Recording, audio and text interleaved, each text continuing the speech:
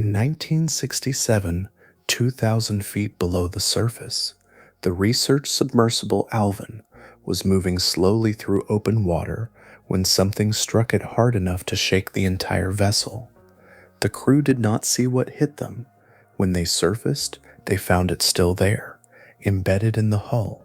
The weapon belonged to a single fish. It weighed less than 200 pounds. The submersible weighed more than 35,000. And the fish had driven its bill deep enough into solid material that it could not pull free. This is not an isolated event. Swordfish have been found lodged in wooden ships, driven into hulls thick enough to stop most impacts. One was discovered inside a sperm whale, embedded near the spine of an animal that outweighed it by tens of thousands of pounds. Other predators notice. Sharks do not avoid much. They investigate almost everything in their environment. But when swordfish are present, they change direction. That alone is unusual, because the swordfish does not rely on venom, numbers, or camouflage. It has one weapon, and it uses it with a level of force and precision that does not match its size. It is also faster than almost anything that might try to challenge it. At full speed, it can cross its own body length in a fraction of a second, moving through water dense enough to slow most animals long before they reach that velocity, and it does not lose performance when it descends. In cold, deep water where other predators slow down, its brain and eyes remain warm, maintaining reaction speed where others lose it. That combination changes the balance: speed, force, precision, stability under conditions that weaken everything else. The result is an animal that does not need to adapt to its environment in the same way others do. It overrides it. That is where the pattern becomes clear. Because an animal like this should have competitors, it does not, and it has not needed to change its design in tens of millions of years. Tonight, we examine why the swordfish is avoided by nearly every major predator in the ocean, and how a single design, built around one weapon, became one of the most efficient hunting systems ever produced by evolution. Now we follow how that design actually works. A name surfaces from an older world, carried forward intact through time, spoken in a language that once moved with marching lines of iron and discipline. Xiphias gladius, the living sword. Its identity tied not to softness or concealment, but to an object designed for direct contact, for precision, for impact. The word gladius once described the short blade held close in the grip of Roman soldiers, a tool that built empires through efficiency rather than ornament. In this animal, the name does not feel symbolic. It feels literal, as if the ocean itself selected the closest human comparison and left it there as a quiet translation. There is nothing else quite like it. It stands alone in its lineage, the only surviving member of its family, a design that did not branch into variations, but instead narrowed into a single, enduring form. Where other groups diversify, this one refined. Where others explored, this one converged. The result is not variety, but singularity, a body shaped by repetition across deep time until excess disappeared and only function remained. In its full size, the animal stretches between 10 and 14 feet, a length that moves through water with an ease that belies its scale. Its weight can reach up to 1,400 pounds, comparable to a compact machine built for land, yet here suspended in a medium that presses from every direction. The proportions are not evenly distributed. Nearly 1/3 of that length extends forward as a rigid, flattened blade, a structure that defines the silhouette before anything else is perceived. On a 12-foot body, that extension alone reaches 4 feet, a length that changes how the animal occupies space, how it approaches, how it meets resistance. The shape of that extension is not round like its relatives. It is not a spear. It is a blade, compressed from side to side, designed not only to pierce but to move laterally through resistance. The difference is subtle at a distance and absolute at close range, a geometry that shifts the entire strategy of interaction with the world around it. As the animal matures, certain features simply disappear. Teeth, once present in youth, are lost entirely, leaving a mouth that does not rely on tearing or chewing. Pelvic fins, common among many fish for stability and maneuvering, are also absent in adulthood. Their absence is not a deficiency, but a decision written into the body. Stability is achieved elsewhere, through form and motion rather than appendage. Each removal simplifies the outline, reduces drag, removes interference. What remains is what cannot be removed without consequence. The body itself narrows into a near seamless flow, widening where force is generated and tapering where resistance must be minimized. There is no ornamentation, no pattern meant for display, no structure that does not contribute directly to movement, depth, or the act of striking. It is not an animal assembled from parts, but a continuous surface shaped toward a singular purpose. Its presence is not confined to one region or one ocean. It moves through the Atlantic, the Pacific, the Indian Ocean, and the enclosed waters of the Mediterranean, crossing boundaries that for most creatures remain fixed. This wide distribution reflects a tolerance not just for space, but for variation, for temperature shifts, for changing conditions that would limit more specialized forms. It occupies a range that spans much of the open ocean, a quiet constant across distant waters. The design itself reaches back into the Eocene epoch, more than 50 million years ago, a period when the world was warmer and the outlines of continents were still settling into their current positions. Since that time, the essential form has remained largely unchanged. Mountains have risen, oceans have shifted, entire groups of animals have appeared and vanished, yet the structure persists with only minor adjustments. It is not static, but it has not needed to reinvent itself.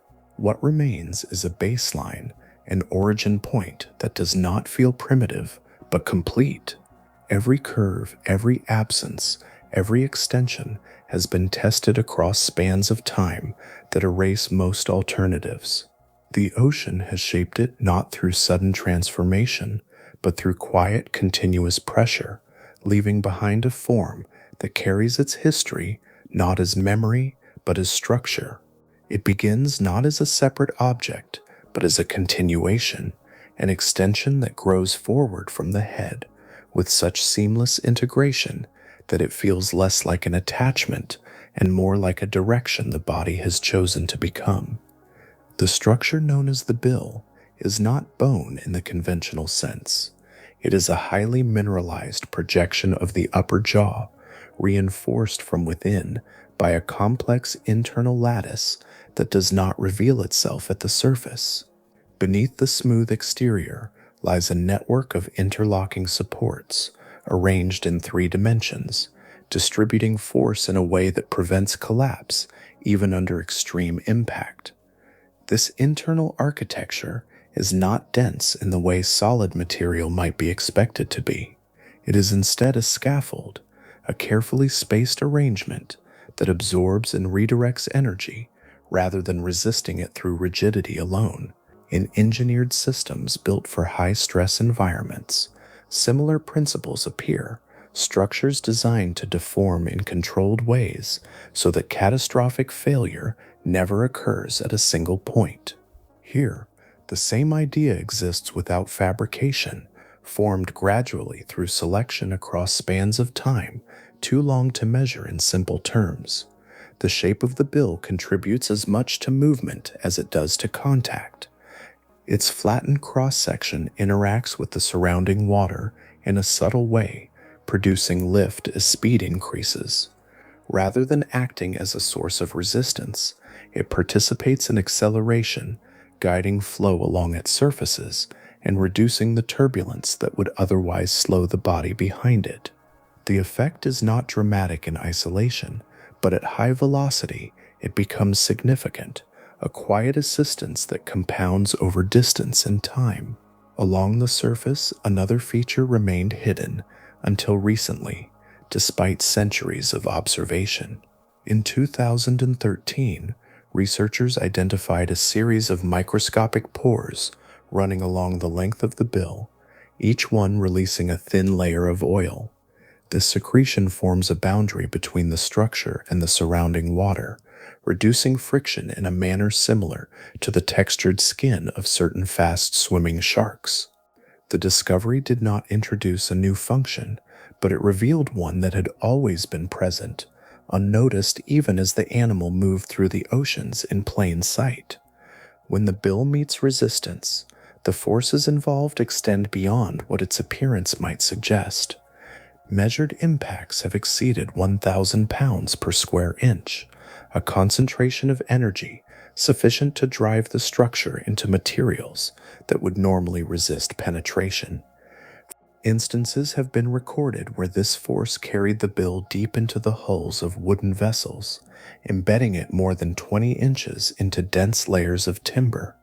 In other cases, fragments have been found within the bodies of large predators, having passed through muscle and into internal cavities with enough energy to disrupt vital structures.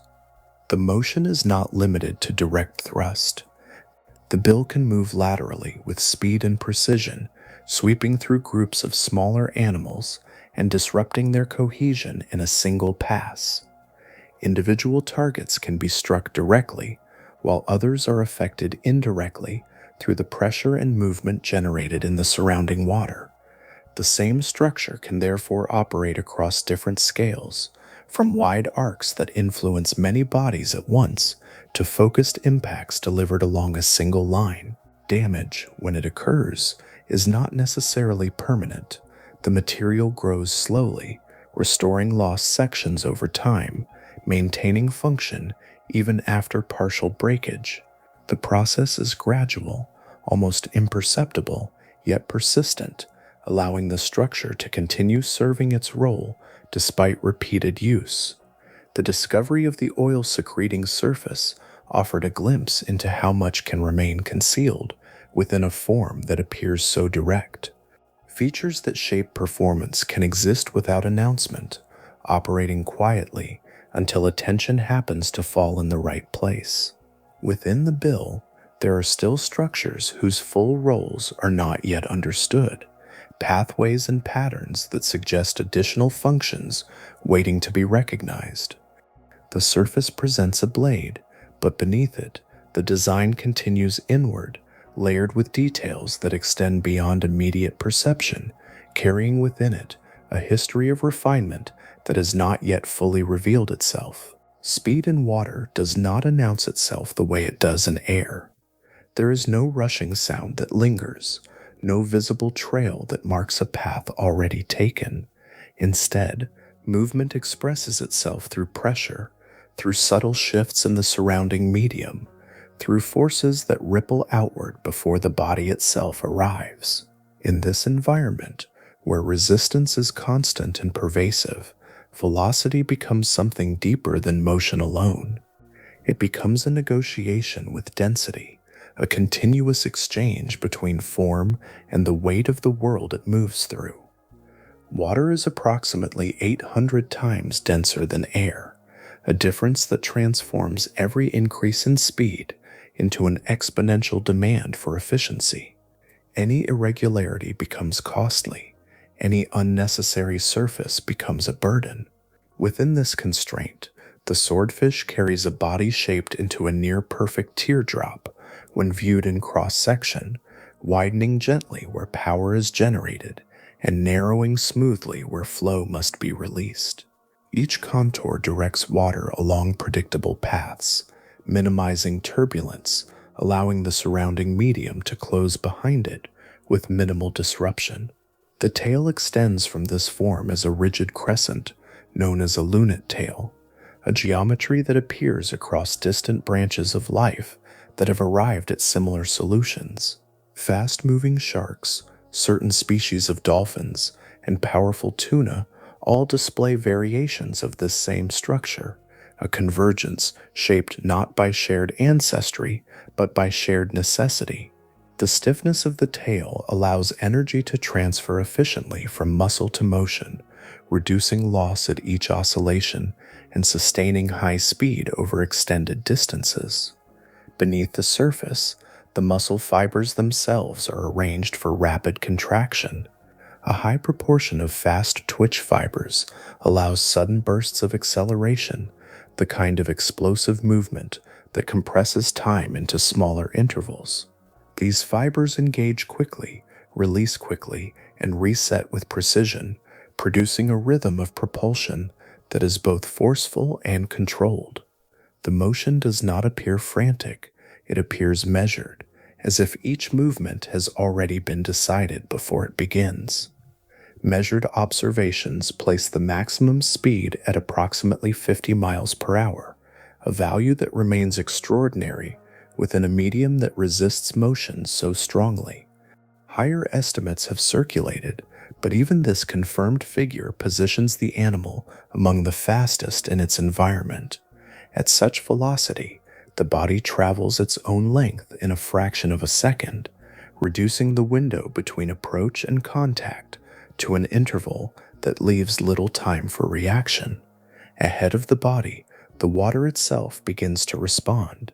A pressure wave forms as speed increases, pushing outward and forward, interacting with objects before physical contact occurs. Smaller fish within this field are displaced slightly, their positions altered in advance of the approaching form. The disturbance is subtle but significant, creating an initial disruption that precedes the direct action of the bill. By the time the body arrives, the structure of the group has already been influenced. Along the leading edge, the thin layer of oil released across the surface reduces friction further, allowing water to slide past with less resistance. This lubrication does not eliminate drag entirely, but it lowers its effects just enough to compound the benefits of shape and motion. Each element contributes incrementally, forming a system in which no single feature dominates, yet all combine to support sustained speed. At these velocities, interception becomes unlikely. In open water, where there are few obstacles and little cover, maintaining such speed creates a form of protection. The ability to move beyond the reach of others, to cross distances faster than pursuit can match, shifts the balance of interaction. Movement itself becomes a boundary. An incident recorded during a deep ocean dive offers a glimpse into the magnitude of this motion. When a research submersible was struck beneath the surface, the force of the impact prompted engineers to calculate backward from the damage observed. The resulting estimates suggested a velocity that required verification, then reconsideration, as the numbers challenged initial expectations. The calculation did not change the event, only the understanding of how quickly mass can move through water when form, muscle, and time align without inefficiency. There is a layer of the ocean where temperature falls quietly but relentlessly, a descent measured not in distance alone, but in the slowing of everything that enters it. Movement becomes more deliberate, reactions stretch across longer intervals, and perception itself begins to dim as the cold settles into living tissue. In most fish, the body follows the water without resistance, matching its temperature, yielding to its conditions, allowing the surrounding environment to set the pace of internal processes. Within this gradient, the swordfish carries something that does not yield. Hidden behind the eyes formed from tissue that once served a different purpose is a specialized organ that generates heat. It does not warm the entire body, does not attempt to resist the ocean in full, but instead focuses on two regions where timing and clarity define survival. The brain and the eyes are held above the temperature of the surrounding water, sustained by a system that converts metabolic energy into localized warmth. This structure originates from modified eye muscle, repurposed over long spans of refinement into a dense network of cells that contract without producing visible motion. The energy released through this constant activity is captured as heat, concentrated around the neural and visual centers. Blood vessels circulate through the region, distributing warmth while preventing rapid loss to the colder surroundings. The result is a stable thermal pocket, maintained even as the rest of the body remains aligned with the external environment. The difference can reach up to 15 degrees Celsius above the water that surrounds it. In deeper layers, where temperatures approach the lower limits of liquid water, this separation becomes significant. Neural signals travel more quickly, visual processing remains sharp, and coordination retains its precision. The animal is not entirely warm, but the parts that interpret the world and decide how to act within it operate as if they are still in far milder conditions. Temperature influences the speed of chemical reactions within cells, including those that underlie perception and response. In colder environments, these reactions slow, extending the time between stimulus and action. For predators and prey alike, this delay alters outcomes, narrowing the margin between success and failure. By maintaining a warmer brain, the swordfish preserves rapid processing, even when the surrounding water would otherwise impose a slower rhythm. At depths approaching 1,000 feet, where light fades and cold becomes the dominant condition, many animals function within these reduced speeds. Movements remain effective, but they unfold within a narrower range of responsiveness. Into this environment, the swordfish descends with its central systems operating at a temperature more typical of surface waters. Its responses remain immediate, its perception continuous, its coordination intact despite the surrounding constraints. This creates an imbalance that is not immediately visible. The difference does not appear as greater strength or larger size, but as timing, as the ability to act within shorter intervals. Encounters unfold unevenly, with one participant processing events more quickly than the other, adjusting course, initiating motion, and completing actions before the slower system has fully registered the change. A small number of other species have evolved partial solutions to similar challenges. Certain sharks and highly active fish such as bluefin tuna maintain elevated temperatures in portions of their bodies, allowing sustained activity in cooler waters. These systems distribute warmth more broadly, supporting muscle performance and endurance. The approach taken by the swordfish is more selective, concentrating energy on perception and control rather than overall temperature.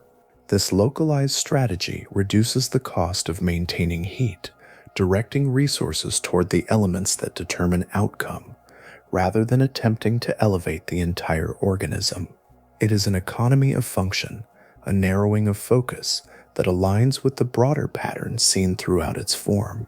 Nothing is heated without purpose, nothing maintained beyond what contributes directly to performance. The presence of this organ also clarifies a long-observed pattern. The movement of the swordfish into colder, deeper layers is not an anomaly, but an extension of its design. It does not endure those conditions in the same way other fish do. It carries with it a small region of warmth, enough to preserve clarity within the cold, enough to continue operating where others slow, enough to move through that layer without surrendering to it. Below the shifting brightness of the upper ocean, there is a boundary that does not appear as a line, but as a gradual erasure. Light thins, colors withdraw, and the water takes on a depth that absorbs rather than reflects. This is the threshold of the mesopelagic zone, a region where sunlight no longer defines direction and the surface becomes a distant memory. It is here that the descent continues, carrying the body into a space shaped more by pressure and absence than by illumination. The swordfish moves into this layer with a rhythm that does not hesitate. Recorded dives reach depths of approximately 1,800 feet, placing the animal well within a region where the weight of the ocean presses with immense force.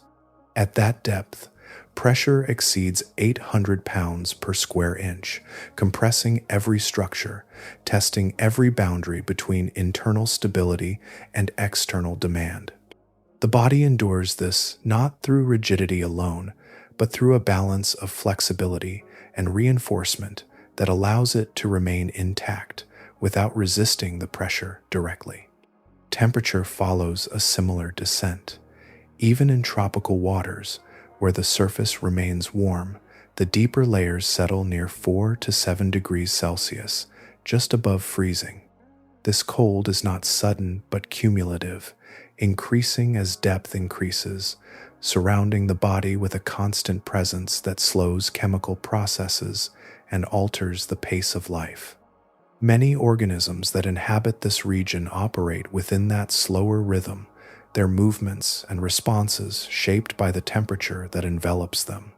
Within this environment, a vast migration unfolds each day, almost invisible from above yet immense in scale. Lanternfish, squid, and small crustaceans rise toward the surface under the cover of darkness, feeding in the upper layers before descending again with the return of light. This vertical movement, repeated across oceans and across time, represents one of the largest shifts of biomass on the planet, a continuous exchange between layers that connects distant parts of the ocean into a single system. The swordfish follows this movement with precision. During daylight hours, it descends, aligning its position with the deeper phase of the migration. As night approaches, it rises, meeting the upward flow as it reaches higher levels. Tagging studies have revealed patterns of repeated dives, with individuals moving to depths of 1,000 feet or more multiple times within a single day. These transitions occur without pause, linking surface and depth into a continuous path rather than separate habitats. The shift between these layers requires adjustments that extend beyond simple movement. The body transitions from warmer water to near freezing conditions, from lower pressure to levels many times greater, and then returns again within the same cycle. These changes involve the circulation of blood, the regulation of gases, and the maintenance of internal equilibrium across environments that differ dramatically. Many of these processes remain only partially understood, their details still unfolding through ongoing study. In the absence of light, vision becomes dependent on the faint signals produced by other organisms. Bioluminescence flickers intermittently, brief emissions that reveal position and movement for an instant before fading again. Within this darkness, the swordfish operates with systems adapted to maintain clarity where others experience limitation. Its perception remains active, its responses immediate, allowing it to move through this space with continuity rather than interruption. Few large predators combine this depth of movement with the capacity for rapid travel near the surface and the ability to maintain function across such a range of temperatures. The integration of these traits allows the swordfish to occupy a vertical domain that spans much of the open ocean, linking layers that are often separated in the lives of other species. What occurs at the deepest extent of these dives remains only partially observed. The conditions limit direct study, and the moments of interaction unfold beyond continuous human presence. The available glimpses suggest patterns, but much of the activity continues without record, taking place within a region that remains, even now, largely beyond sustained observation. Light does not disappear all at once. It fades in layers, softening edges, dissolving contrast, until what remains is less an image and more a suggestion that something is still there. Within this gradual dimming, vision becomes less about brightness and more about sensitivity, about the ability to extract meaning from signals that barely register against the surrounding dark. In this space, the eye of the swordfish takes on a different role, not as a passive receiver of light, but as an instrument tuned for scarcity. The eyes themselves are large, reaching up to 4 inches in diameter in fully grown individuals, a proportion that stands out among open ocean fish. Their size is not an aesthetic feature, but a functional expansion, increasing the surface available to gather the limited photons that reach these depths. The larger the aperture, the more light can be captured, and in an environment where illumination is minimal, even slight increases become significant. Within the eye, the retina is structured to prioritize sensitivity over detail. Rod cells dominate, far outnumbering the photoreceptors responsible for color and fine resolution. These cells respond to low levels of light, detecting movement and shape where brightness is insufficient for clearer images. The result is a form of vision that favors detection over distinction, an awareness of presence rather than a detailed view of form. The lens itself is shaped to compensate for the properties of water, which bends light differently than air. Curvature and density are adjusted to reduce distortion, allowing incoming light to be focused more precisely onto the retina. Without this adaptation, images would blur and shift, further complicating perception in an already limited visual field. Instead, the eye maintains coherence, preserving whatever clarity the environment allows. This system does not operate in isolation. The warmth maintained around the eye ensures that the chemical processes underlying vision proceed at an optimal pace. Signals are processed without the delay imposed by cold, allowing the eye to respond quickly even when the surrounding water would otherwise slow its function. The combination of structural sensitivity and thermal support creates a visual system that remains active in conditions where others diminish. In this near absence of external light, many organisms generate their own. Bioluminescence appears as brief flashes, faint blue-green emissions that punctuate the darkness. These signals serve multiple purposes: communication, attraction, and concealment among them.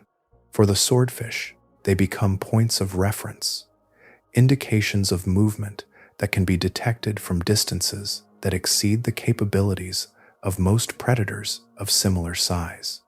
There is also evidence that the eye can interpret polarized light, a property of light waves that provides additional information about direction and contrast. In water, polarization patterns can reveal edges and shapes that are otherwise indistinguishable, allowing the observer to perceive differences where brightness alone offers no guidance. This sensitivity adds another layer to perception, extending awareness beyond simple detection. The field of vision extends broadly, approaching a full circle around the body. Few angles remain unobserved, and movement from nearly any direction can be registered. This wide coverage reduces blind spots, allowing the animal to maintain awareness of its surroundings without constant repositioning. Compared to its relatives that remain closer to the surface, the swordfish displays a noticeable difference in eye size. Marlin and sailfish, adapted to brighter environments, rely less on extreme sensitivity and more on speed and coordination within illuminated water. The enlarged eyes of the swordfish reflect a different priority, one aligned with depth and reduced light.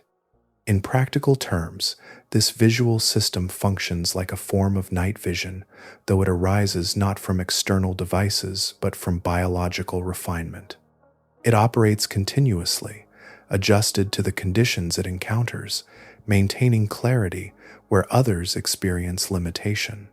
The environment itself contributes to this interaction, as many small organisms emit light to blend with the faint glow above, reducing their visibility from below.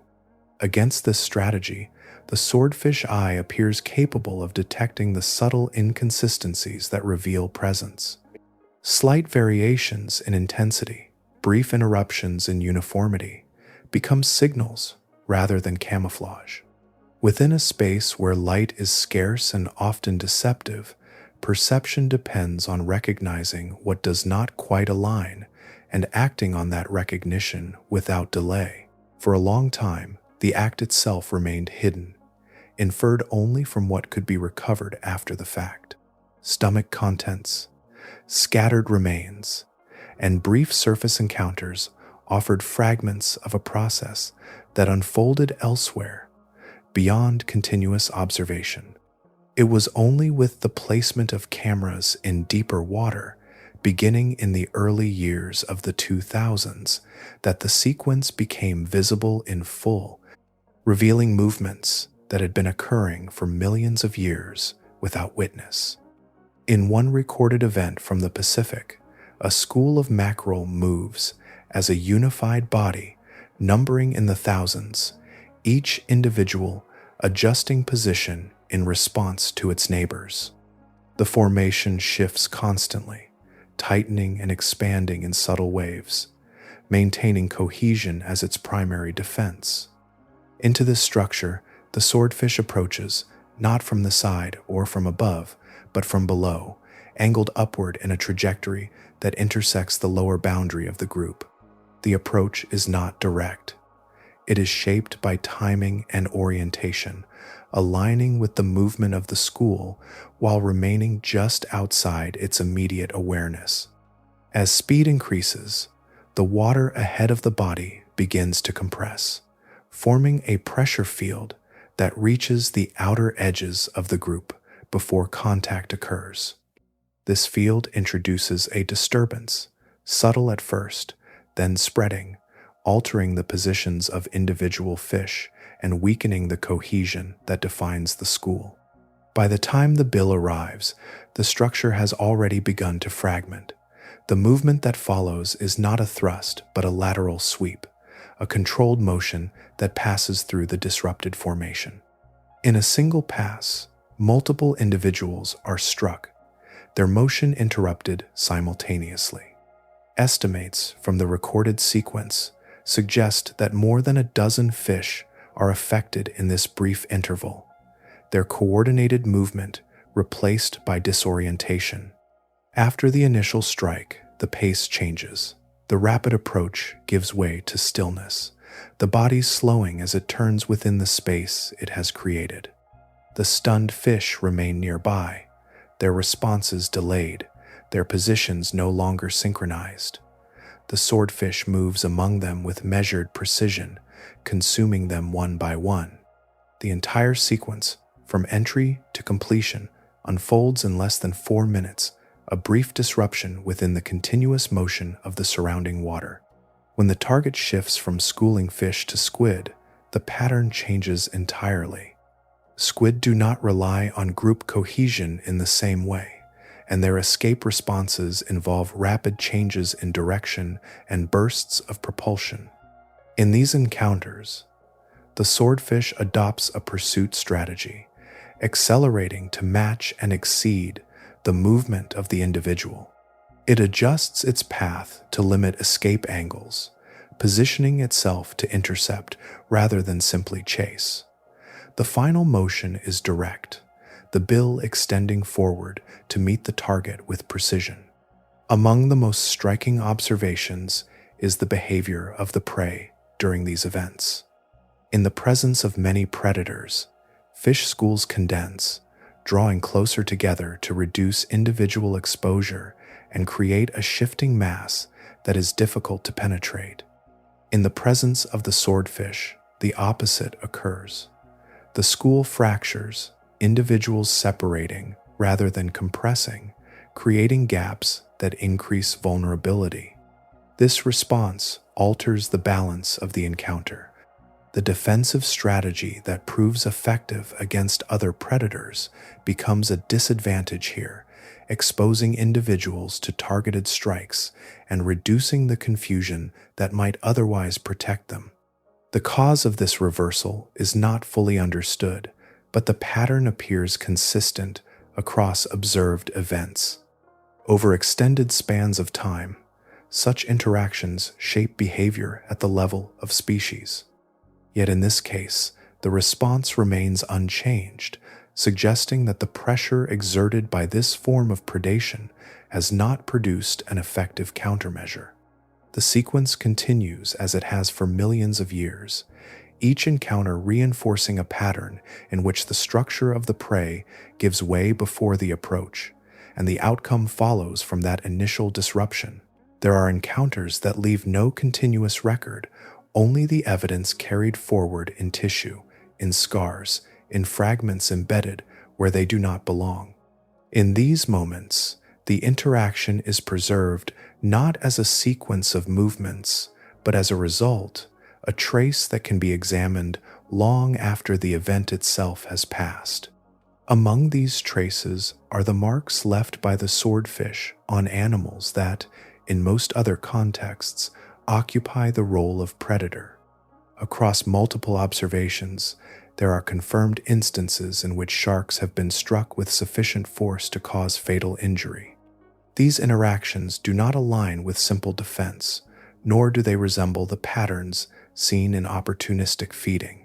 Instead, they suggest direct engagement, where the swordfish initiates contact with a level of precision and force that transforms the encounter into something decisive.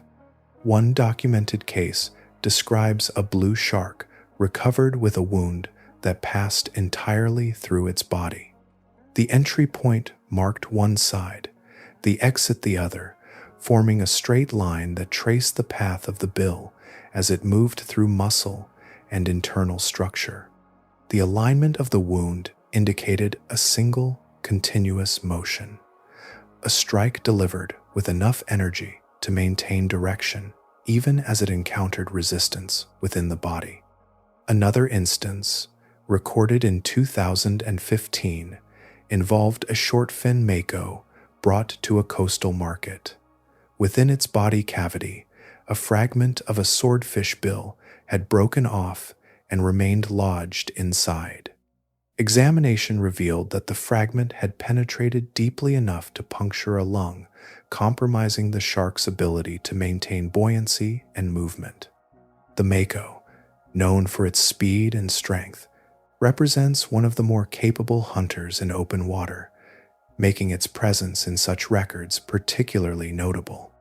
Additional evidence comes from the analysis of larger species. Great white sharks, examined through stomach content studies, have been found with injuries consistent with swordfish strikes. These observations imply that encounters occur in deeper layers, where both animals converge during feeding. The interactions take place outside the range of direct observation, yet the injuries provide a record of contact that is neither incidental nor superficial. Behavioral data collected from underwater recordings adds another dimension to these findings. In shared environments, sharks have been observed altering their paths upon detecting the presence of a swordfish, changing direction without any visible provocation.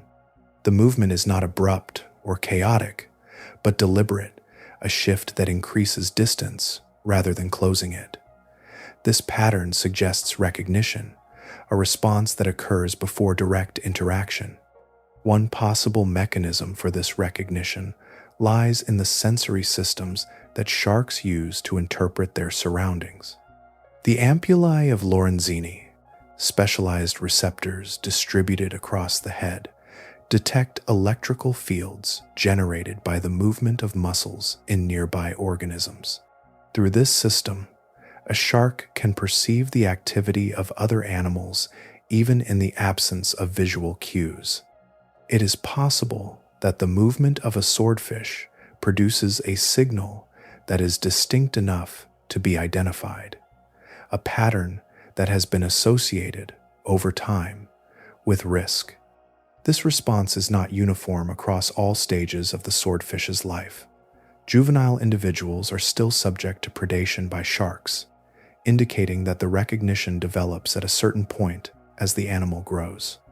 There is a transition, a threshold beyond which the perception changes, where the same species that once represented prey becomes something to avoid. The exact moment of this shift remains uncertain, as does the specific characteristic that triggers it. Within this boundary, behavior adjusts without the need for direct experience in each individual.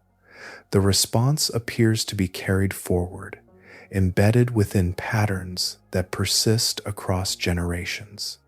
The encounters that shaped this response are not observed directly, yet their influence remains present, guiding movement and interaction in ways that reduce the likelihood of repeated outcomes.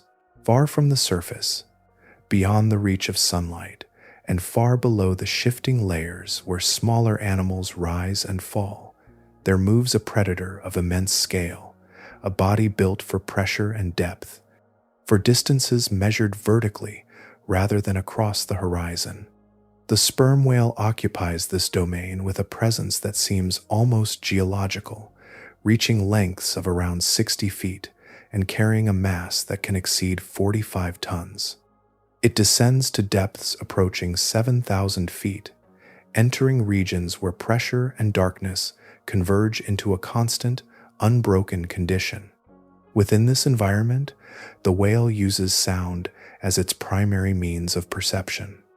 Powerful clicks travel through the water, returning information about distance, density, and movement. These pulses can reach intensities unmatched by any other biological source, and at close range, they are capable of disorienting the animals they encounter. Squid, among the whale's most frequent prey, are often affected by these signals before physical contact occurs, their responses altered within moments of exposure. Among the contents found within the stomachs of these whales, swordfish appear with some regularity, confirming that encounters between these two animals do occur and that the larger predator is capable of capturing and consuming the smaller one. Yet alongside this evidence of predation, another set of observations introduces a different perspective on the interaction. In several documented cases, stranded sperm whales have been examined and found to carry remnants of swordfish within their own bodies. These are not external marks alone, but embedded fragments of the bill, lodged within tissue that extends beyond the surface layers. Some have been found within the thick blubber, while others have penetrated more deeply, reaching structures closer to the spine. The placement of these fragments indicates forceful contact, a direct transfer of energy from one body into another. One particularly notable case revealed a fragment situated near the vertebral column, surrounded by tissue that had begun to heal. The presence of healing indicates that the whale survived the initial encounter, carrying the injury for a period of time before its eventual death. The wound was not superficial, nor was it recent. It represented an event that had been integrated into the body, a trace of an encounter that did not end immediately. These findings suggest that the interaction is not always one-sided. The whale, despite its size and its sensory advantages, does not encounter the swordfish without risk. The structure that allows the swordfish to move through its environment with precision also enables it to deliver forceful contact when confronted.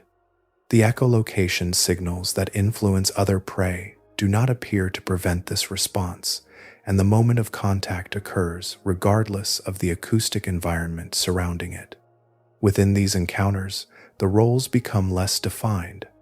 The larger animal retains its capacity to consume the smaller, yet the smaller retains the capacity to inflict damage that persists. The interaction becomes less a simple act of predation and more a convergence of two systems, each operating according to its own design, each capable of affecting the other in lasting ways. The sperm whale continues to feed on swordfish and the presence of such prey within its diet remains consistent. Yet, the injuries found within its body indicate that these encounters are not without consequence. The cost is recorded not in behavior alone, but in the physical structure of the animal, carried within its tissues as a reminder of contact. In the broader pattern of the ocean, few interactions produce such reciprocal evidence. The scale of the whale and the precision of the swordfish meet within a shared space, and the outcome is not entirely predictable. The exchange leaves marks that endure, traces of a moment where size and force intersected with speed and structure, and neither passed through the encounter unchanged. Across open water, there are moments when a single presence becomes many, when movement is no longer defined by one body, but by a coordinated field of motion that shifts and surrounds at the same time.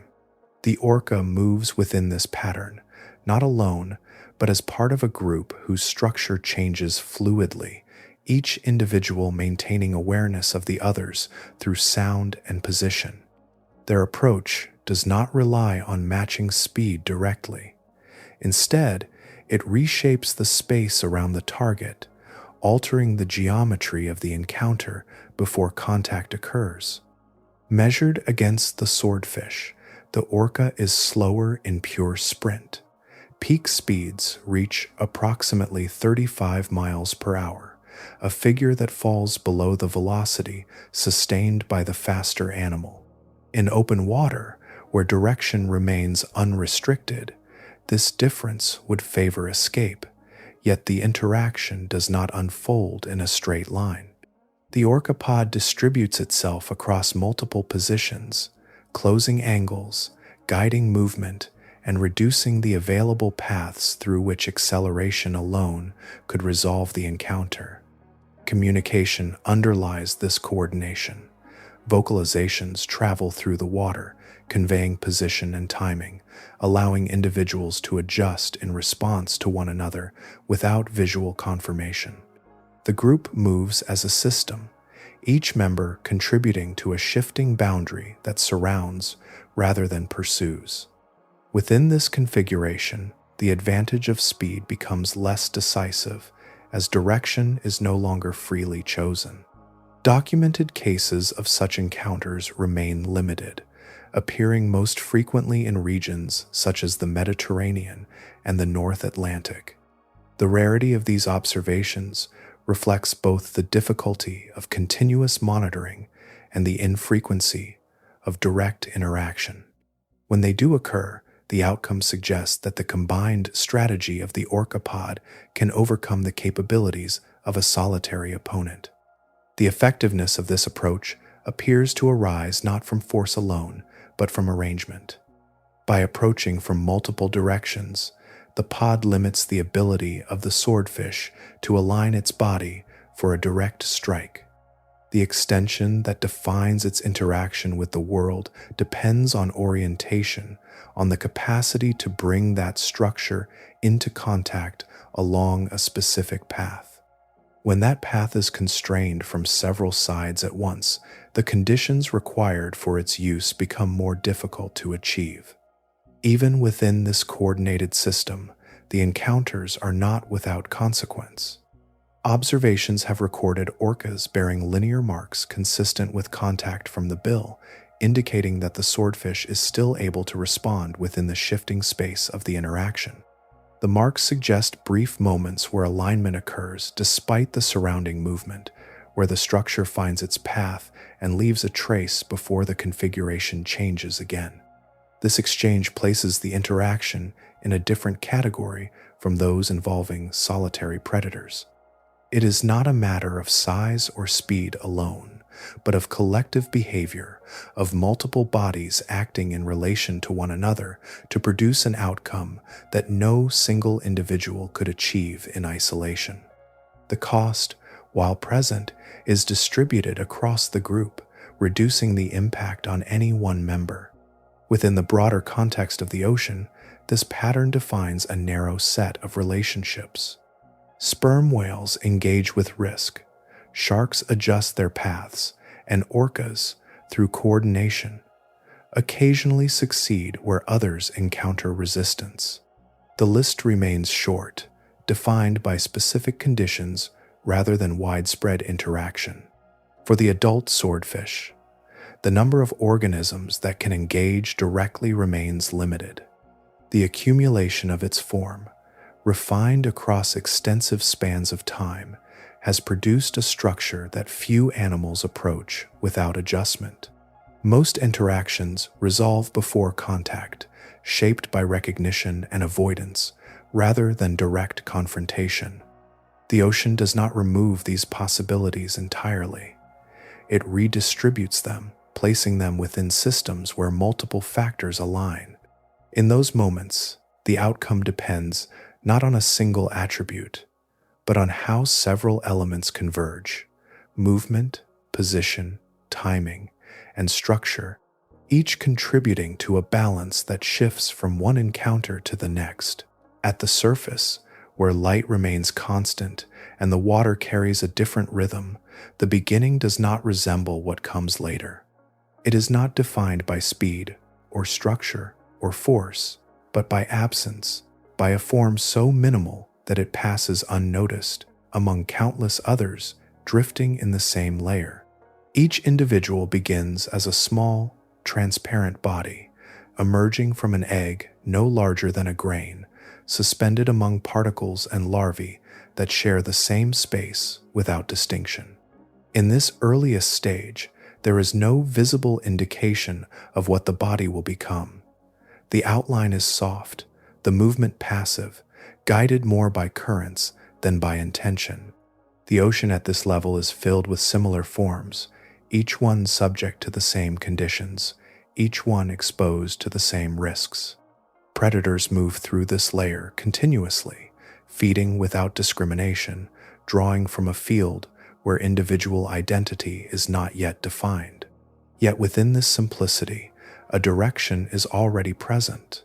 The structure that will later define the animal begins to appear almost immediately, a slight extension at the front of the head, visible even when the body measures only an inch in length.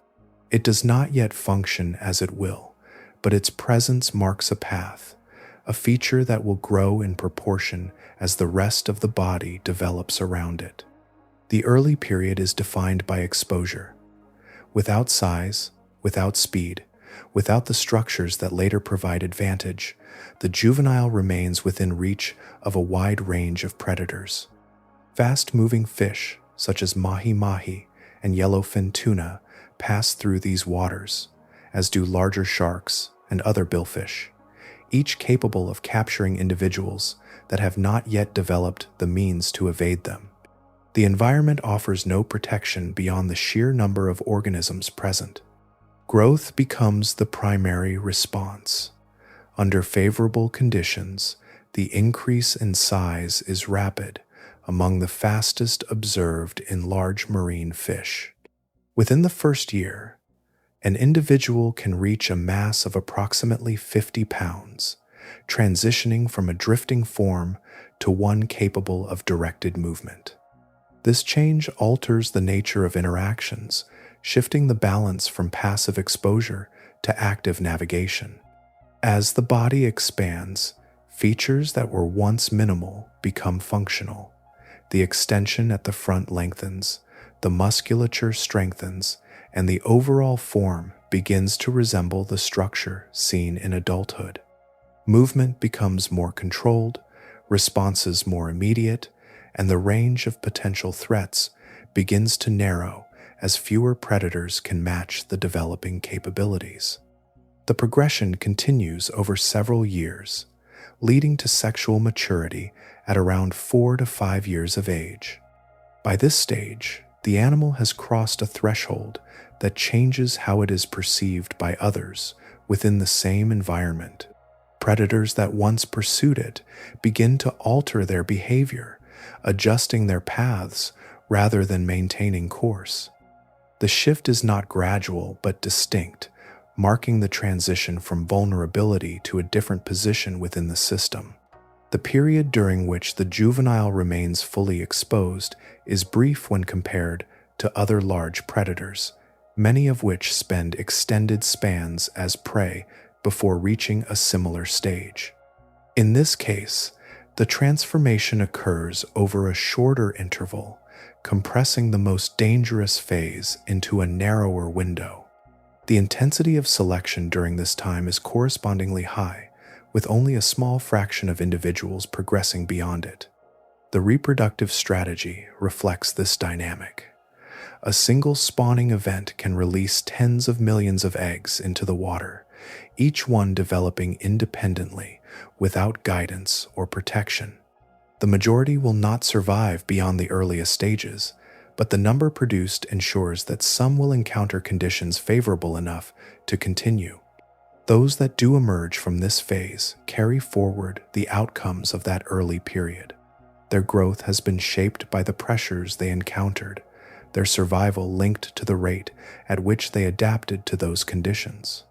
The transition from a nearly invisible beginning to a form that alters the behavior of others unfolds without interruption, driven by the same forces that define the broader patterns of life in the ocean. There are no paths marked across the open ocean, no fixed lines or visible boundaries to follow, yet movement unfolds along routes that repeat with quiet consistency.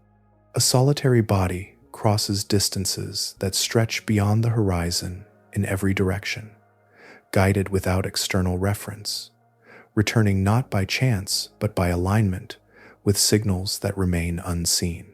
The motion is continuous, extending across entire basins, linking distant regions into a pattern that exists only for those able to perceive it. Tracked individuals have been recorded moving from one side of the Atlantic to the other, covering thousands of miles within a single cycle. The journey does not follow a straight course, but adjusts gradually, responding to variations that are not visible at the surface.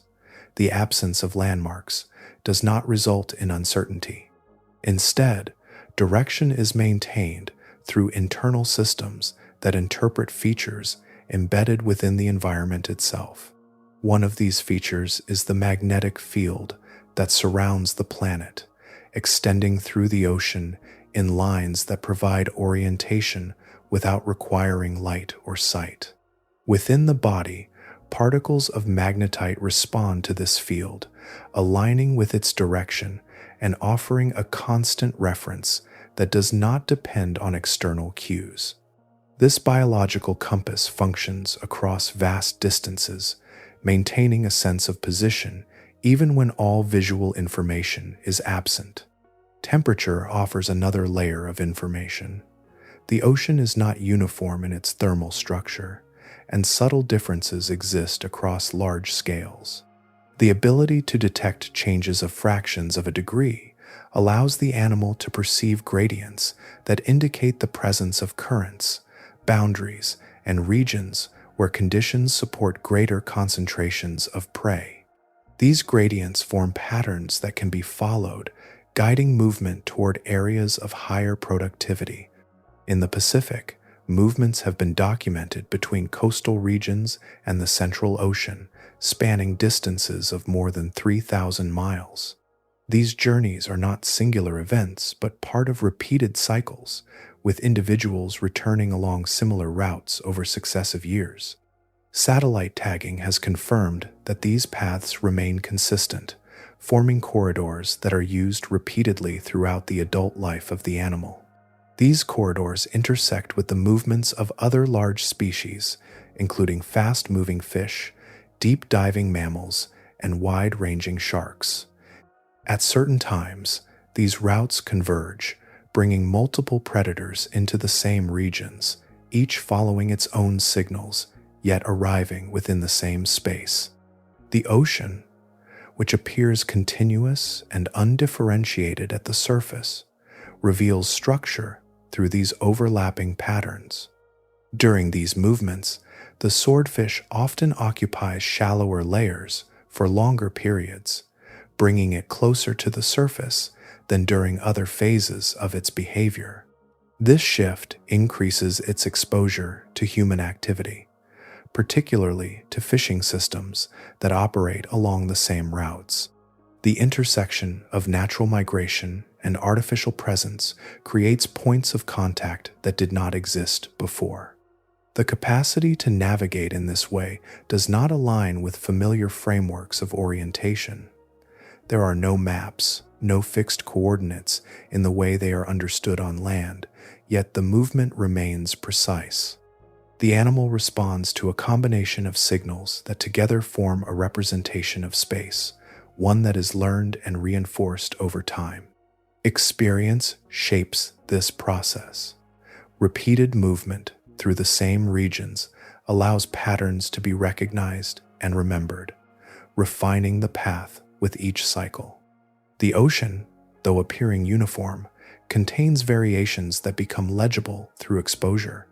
Over years, these variations form a mental structure, a sense of place that does not rely on visible markers, but on the accumulation of subtle cues. The result is a form of navigation that operates continuously, integrating magnetic direction, thermal gradients, and prior movement into a cohesive pattern. The ocean becomes a landscape not defined by fixed features but by relationships between conditions, a system that can be read by those equipped to interpret it. Within this system, movement is not random but directed, following lines that exist without being seen, connecting distant points through a structure that remains largely hidden from view. Distance, in this environment, is not measured only in length but in absence. Between one adult and another, there is often nothing, no visible boundary, no structure that enforces separation, only open water extending in every direction. Yet that separation persists. Individuals maintain spacing that can reach for miles, not as a passive outcome of low population density, but as a pattern actively preserved through movement. When trajectories begin to converge, they shift, altering course in ways that increase distance rather than reduce it. Tagging data reveals these adjustments clearly. Paths that might intersect instead bend away from one another, creating arcs that maintain isolation without abrupt change. The motion appears deliberate, not reactive in the immediate sense, but guided by a preference that remains consistent over time. The animal is not simply alone because of circumstance. It remains alone through continuous correction. This behavior unfolds within the largest habitat available on the planet. The open pelagic ocean extends across more than 330 million cubic miles, forming a space that lacks fixed reference points, boundaries, or stable surfaces. There is no horizon in the conventional sense, no walls or floor that define position. Movement occurs within a volume that is both vast and uniform, where direction must be determined without reliance on visible landmarks. Within this scale, the presence of a single body becomes almost negligible.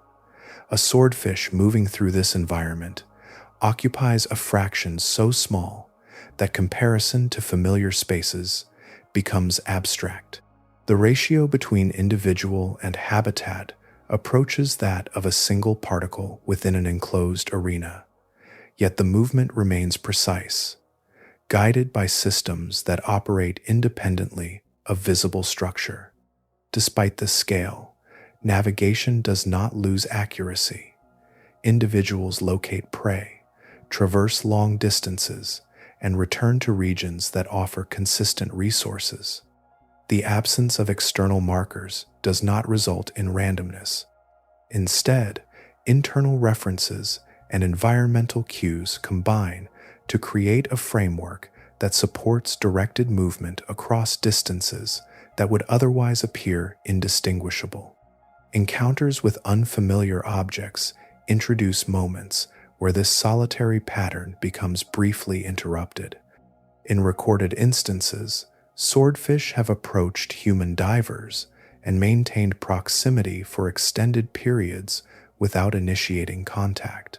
The movement in these situations is controlled and repetitive, often involving circular paths that maintain a constant distance. The behavior has been interpreted as assessment, a form of observation that does not lead to immediate action. A similar pattern has been documented in interactions with deployed equipment. In one recorded sequence, a swordfish remained near a deep-sea camera system for more than 20 minutes, tracing paths around it with consistent spacing. The motion suggested a form of inspection, a repeated examination of an object that did not respond or change.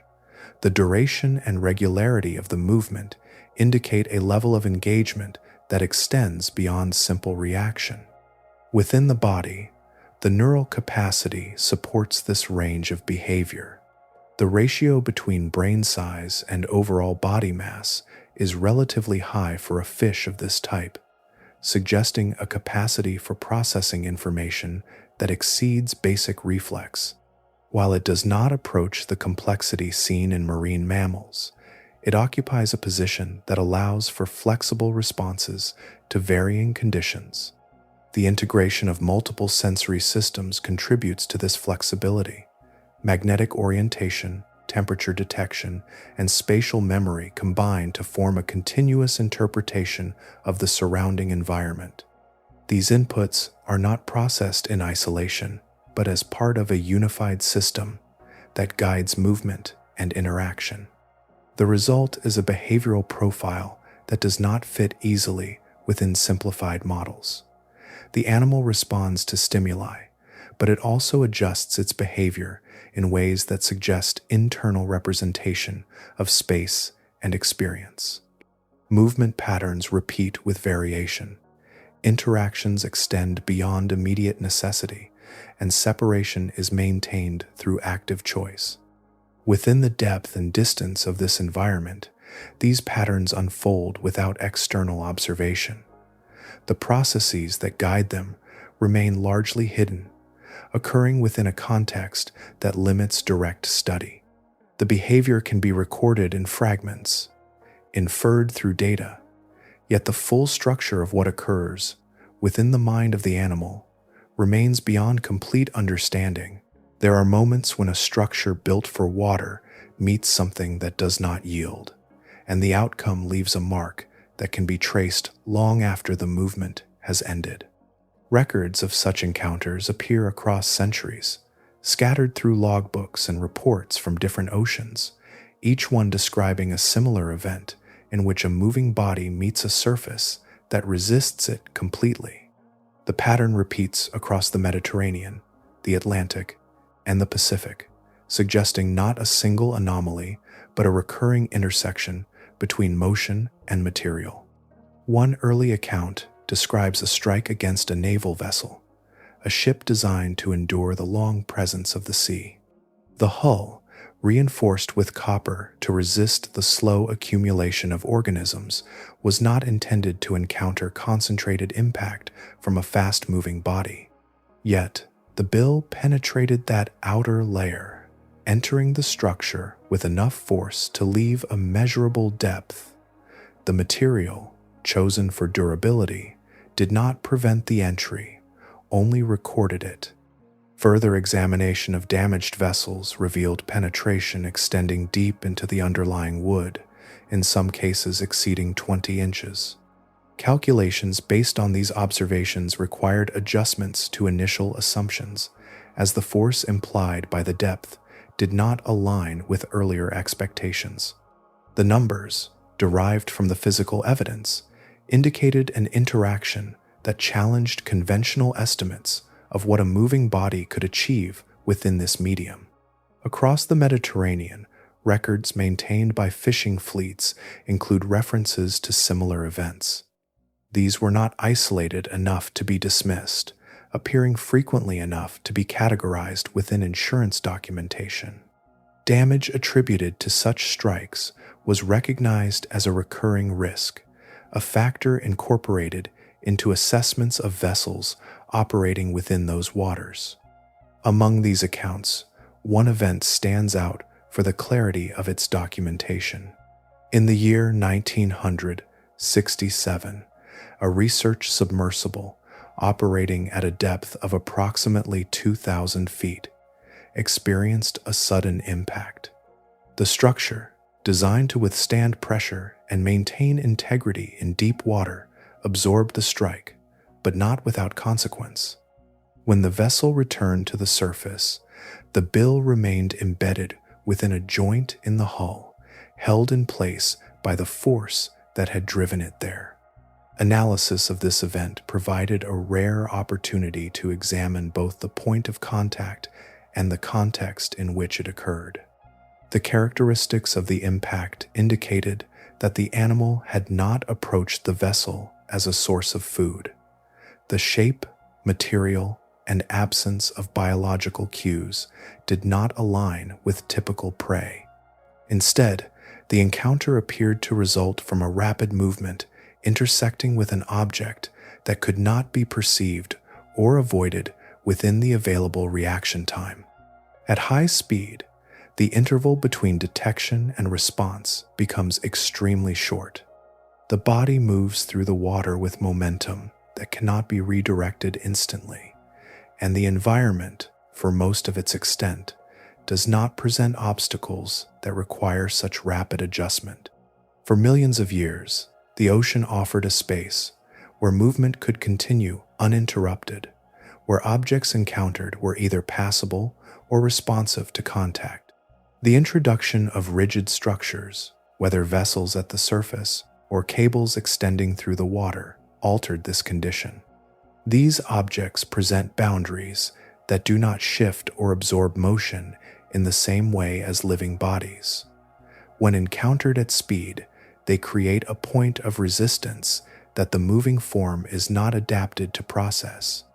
The resulting impacts are not expressions of directed behavior, but of interaction between systems shaped under different conditions. The body, refined for efficiency within a fluid environment, meets a surface that does not conform to those expectations. The outcome is recorded in the material, in the embedded fragments, in the damage that persists as evidence of contact. Within this context, the pattern becomes clearer. The events are not driven by intent, but by circumstance, by the convergence of motion and structure in a space that has changed.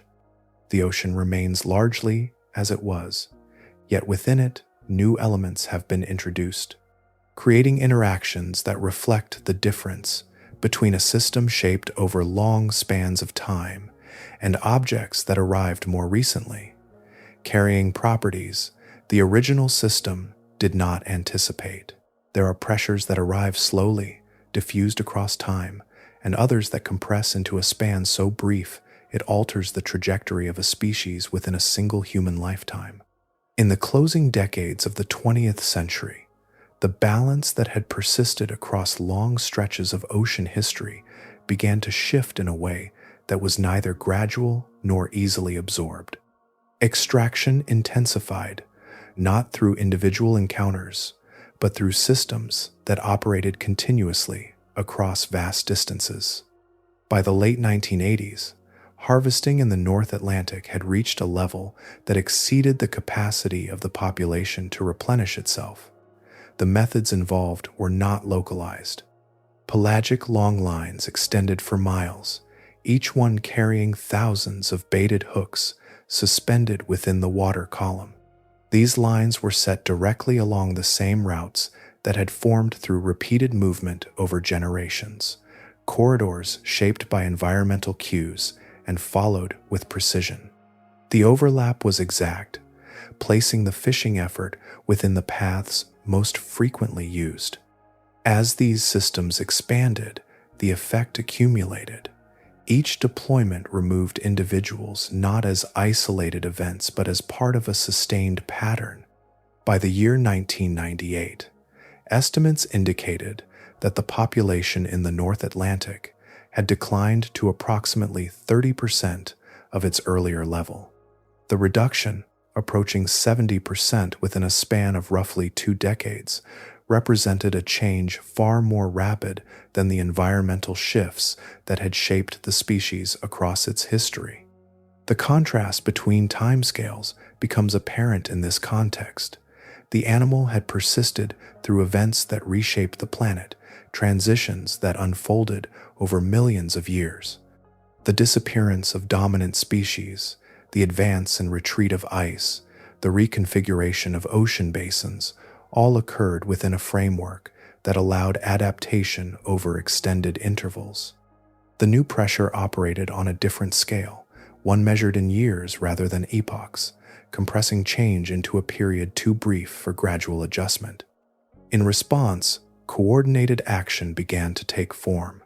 The International Commission for the Conservation of Atlantic Tunas introduced limits on catch, establishing boundaries intended to reduce extraction to a level the population could sustain.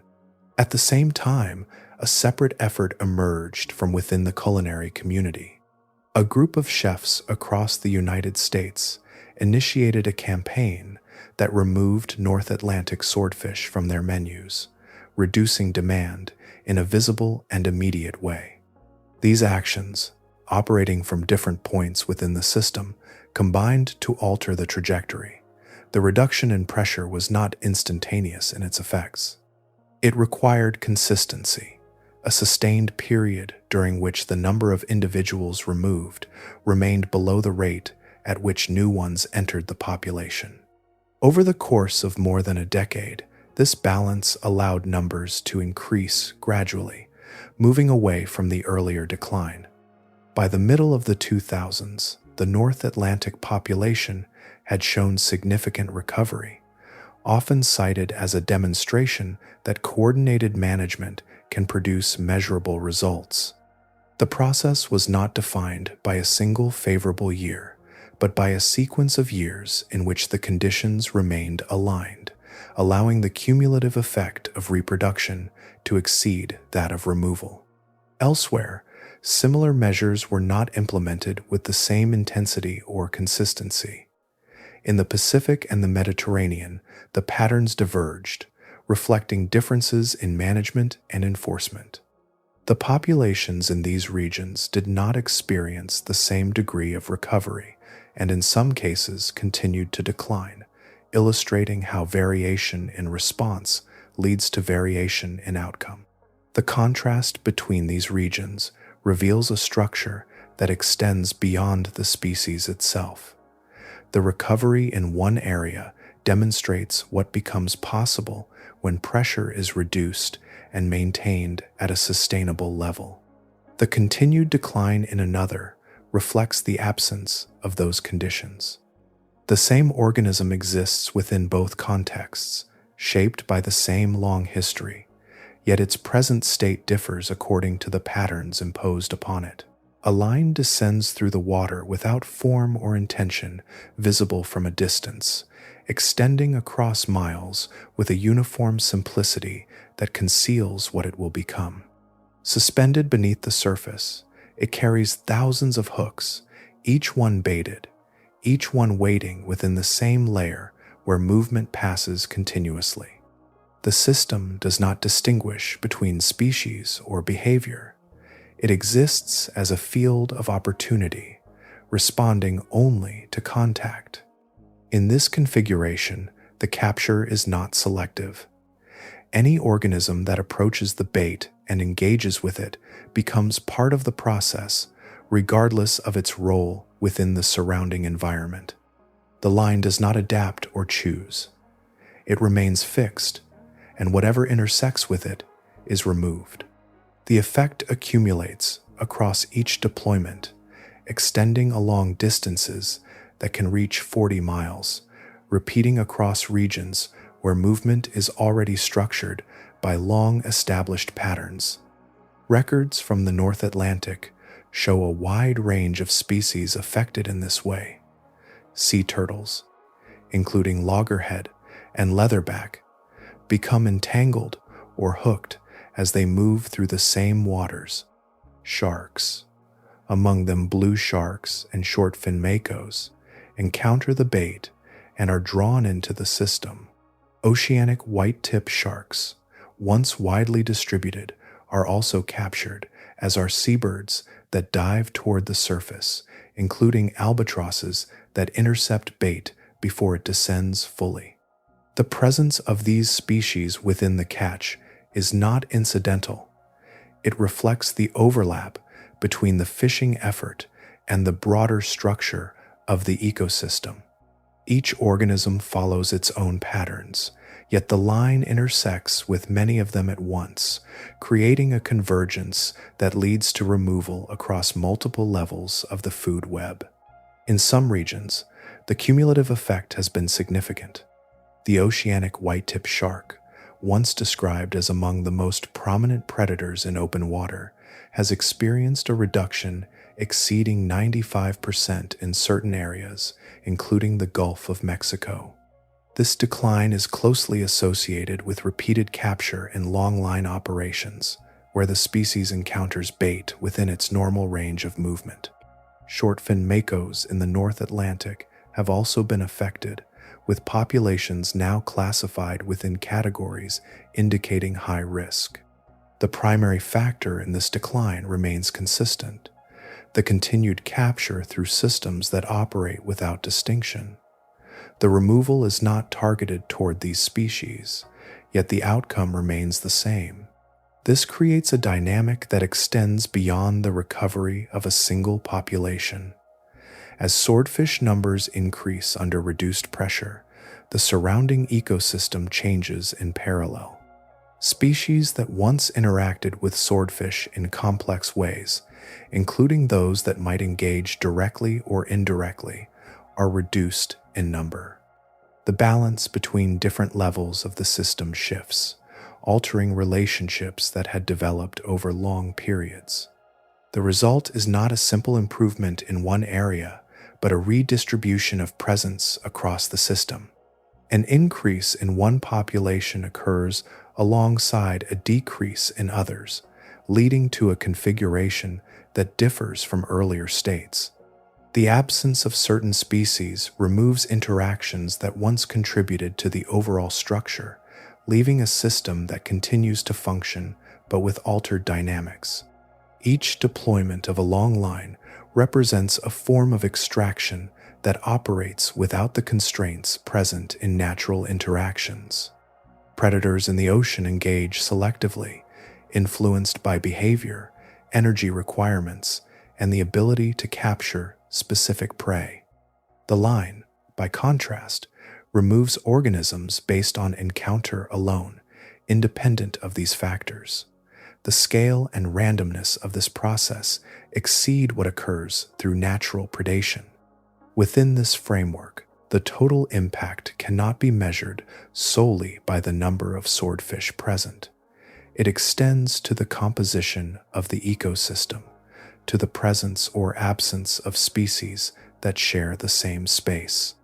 The ocean, shaped over long spans by interactions between organisms, encounters a system that functions differently, one that removes without responding, altering patterns that developed under entirely different conditions. The open ocean appears uniform from above, a surface that suggests continuity rather than structure, yet beneath it exists a layered system where energy moves through distinct pathways.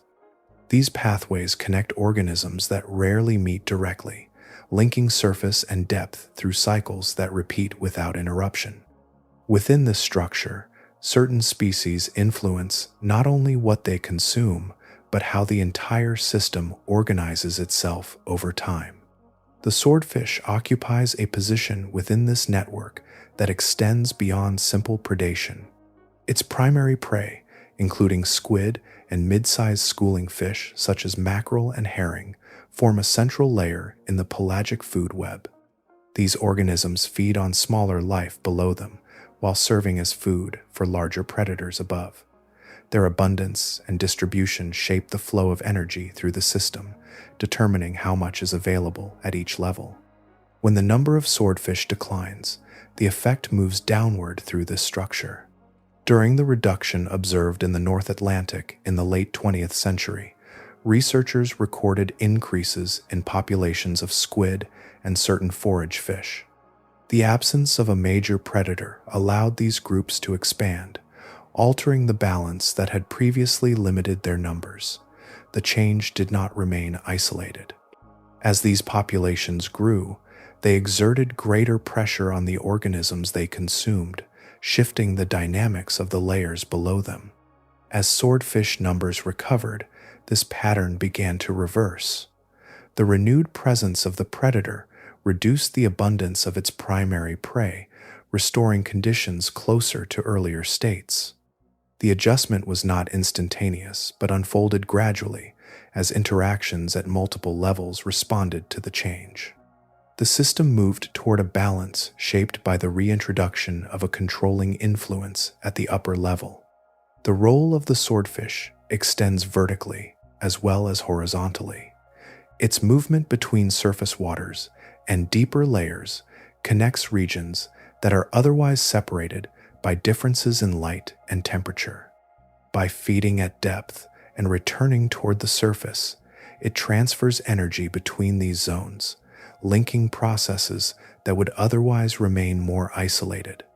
Few large predators operate across this range with the same regularity, making this connection a distinct feature of its presence. When an individual dies, whether through natural causes or partial consumption, the body begins a descent toward deeper layers. As it sinks, it becomes a source of nutrients for organisms that inhabit regions where energy arrives infrequently. This process, known as a food fall, introduces concentrated material into environments that depend on such events. The remains are encountered by a sequence of organisms adapted to utilize them, each contributing to the breakdown and redistribution of the material.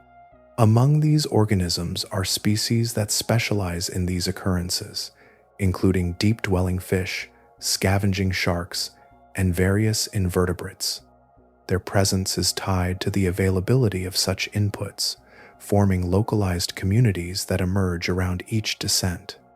The contribution of a single large body can influence conditions within a limited area for extended periods, supporting life in regions where continuous supply is not available. The cumulative effect of these processes shapes the broader system. The presence of a predator at the upper level influences the distribution of species below, while its movement and eventual descent contribute to the transfer of energy across layers. The removal of such a component does not leave the system unchanged. It alters the pathways through which energy moves, affecting both abundance and diversity across multiple levels. Within this framework, the swordfish functions not as an isolated element, but as part of a larger structure that depends on its interactions. The patterns observed during periods of decline and recovery illustrate how changes at one level propagate through others, revealing connections that are not immediately visible. The system responds to the presence or absence of this influence, adjusting in ways that reflect its role within the network. A fraction of a degree spreads across the ocean without visible boundary, moving through currents and layers with a steadiness that resists immediate perception. Since the early 20th century, average surface temperatures have risen by roughly 0.13 degrees Celsius per decade, a shift that appears small when spoken aloud, yet unfolds across a volume of water vast enough to reshape entire systems. The ocean does not warm evenly, and the gradients that once held steady begin to slide, carrying with them the patterns that countless species have followed for generations. In response, the range of the swordfish extends into waters where its presence was once uncommon. Reports now place it along coasts farther north, in regions shaped by colder histories, including the edges of the North Sea and the margins of northern Europe. These appearances are not sudden invasions, but gradual expansions, each individual following conditions that now resemble those of habitats it has always known. The surface becomes accessible over wider areas, and the boundaries that once defined its range loosen. At first, this widening seems to offer advantage. Warmer surface layers create more space for movement and feeding, allowing the species to occupy regions that were previously too cold to sustain its physiology. Yet the same shift unfolds through the layers beneath, where the prey that support this expansion begin to change their own patterns. Squid populations drift toward cooler latitudes. Forage fish adjust their seasonal timing, and the synchronization between predator and prey begins to loosen in subtle ways. The midwater zone, where the swordfish descends to hunt, reflects these changes with particular sensitivity. As oxygen levels decline in certain regions, the depth range available to many species narrows, compressing life into thinner layers. This compression alters how prey gathers and moves, concentrating some populations while reducing others. The swordfish continues its vertical movements, but the structure it encounters is no longer arranged in the same way. At the base of the system, organisms that form the foundation of the food web respond to chemical changes that pass almost unnoticed at the surface. As carbon dioxide dissolves into seawater, it alters the balance that allows certain microscopic structures to form. Species that rely on calcium carbonate begin to experience subtle weakening, affecting their abundance and distribution. These organisms support layers above them, and their decline travels upward, influencing the availability of energy at each successive level. Reproduction introduces another layer of sensitivity. Swordfish spawning depends on temperature conditions that have remained relatively stable across long spans of time. As seasonal patterns shift, the timing and location of spawning events begin to change. Larvae, already subject to intense selection during their earliest stages, encounter conditions that may not align with the cycles of food availability they depend on. Survival becomes tied not only to growth, but to the alignment of shifting environmental cues. Global assessments continue to classify the species as stable, yet these classifications blend regions with very different trajectories. In some areas, populations remain strong or even expand, while in others, they face pressures that limit recovery. The variation reflects how unevenly the ocean is changing, with each basin responding according to its own circulation and history. Across these layers, the central factor is not only the direction of change, but its pace. Over millions of years, the ocean has shifted through cycles of warming and cooling, opening and closing pathways, redistributing life in patterns that unfolded gradually. The present shift moves more quickly, altering gradients and boundaries within spans that compress what was once extended across ages. The swordfish continues to move through this changing environment, guided by the same sensory systems and behaviors that have long defined it, yet the landscape those systems interpret is becoming something new, shaped by a rate of change that carries the entire system forward without pause. There are objects in nature that appear so direct in their purpose that they resist deeper interpretation, their form seeming to declare their function without ambiguity. The swordfish bill carries that impression, a long, flattened extension that aligns so cleanly with the act of striking that it invites a single, uncomplicated explanation. Yet beneath that surface clarity, the structure continues to unsettle researchers who have spent decades examining it, measuring it, scanning it, and comparing it across individuals and environments. The prevailing understanding centers on motion through prey, a lateral sweep that disrupts schools and creates brief windows of vulnerability. Observations and high-speed recordings support this, showing patterns consistent with stunning strikes that precede feeding. Even so, a parallel line of reasoning persists, one that views the bill not primarily as a weapon, but as a refinement of movement itself. Its flattened profile and alignment with the body suggest a role in shaping flow, reducing resistance, and stabilizing motion at high velocity, an adaptation that could transform the entire front of the animal into a structure tuned for efficient passage through water. Evidence does not resolve the tension between these interpretations. Instead, it adds layers. Wear patterns on recovered specimens reveal uneven abrasion, with one side more eroded than the other. This asymmetry hints at repeated directional use, a consistency that suggests preference rather than randomness. Such a pattern implies behavior shaped over time, a tendency that may arise from individual habit or from subtle asymmetries in anatomy or motion. Other specimens carry traces of injury that have since healed. Fractures, once severe enough to alter the structure, show signs of repair, the tissue regrown and integrated into the original form. These cases indicate that the bill, while prominent, is not always essential in the immediate sense. An individual can survive damage and continue its life, adapting its behavior during recovery, then returning to the same patterns once the structure is restored. The discovery of oil-secreting pores along the surface introduced another layer of complexity.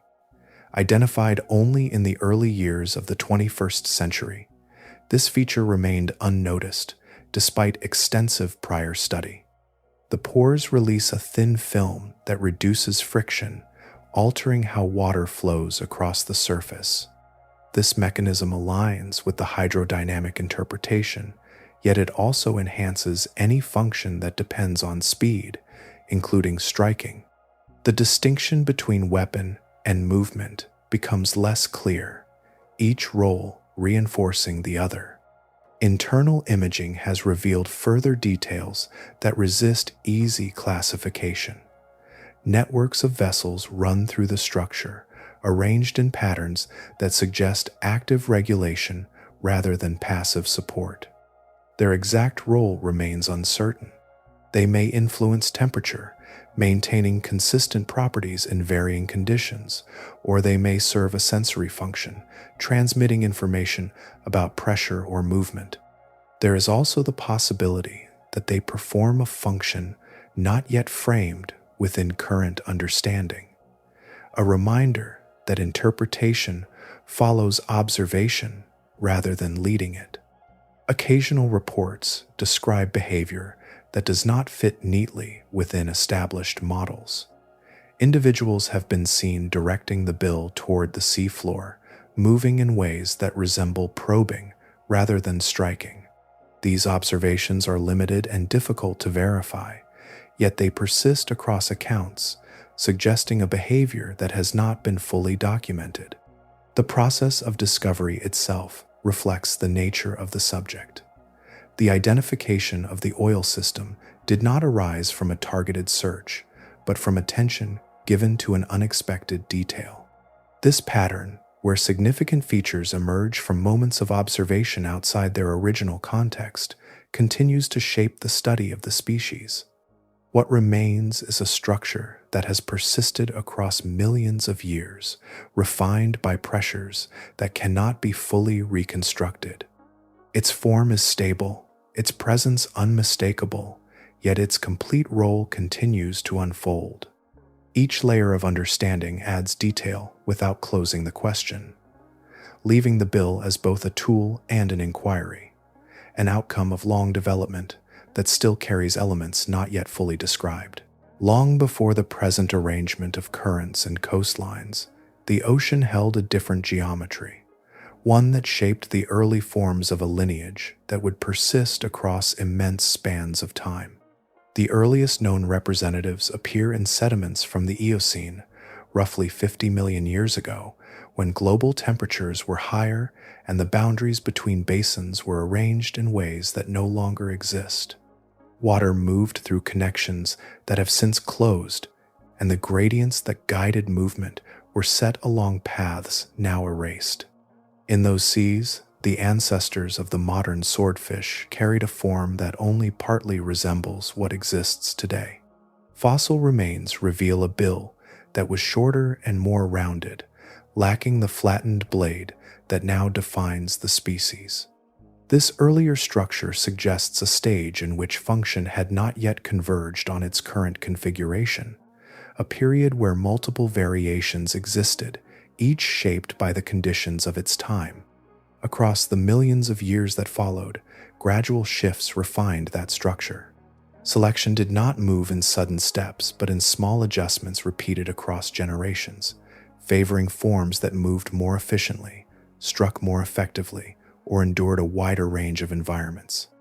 The result was a transformation from a generalized extension into a precise geometry, one that aligns with both motion and interaction in ways that reflect long accumulation rather than abrupt innovation. By the Miocene, between roughly 23 and 5 million years ago, the lineage had diversified into multiple species. Fossil evidence indicates that several forms coexisted, occupying overlapping ranges and likely competing within similar ecological roles. The ocean at that time supported a wide array of large predators, including species that have no direct modern equivalents. Within that setting, variation within the swordfish lineage would have been tested continuously, each form interacting not only with prey, but with other predators that shaped the same environment. From that diversity, only one lineage persisted. The others disappeared, leaving no direct continuation into the present. The surviving form carries traits that align closely with the demands of both surface and depth, combining speed, thermal tolerance, and structural specialization in a way that appears to have provided consistent advantage. The process that led to this outcome was not directed toward a goal, but filtered through conditions that removed less effective variations over extended time.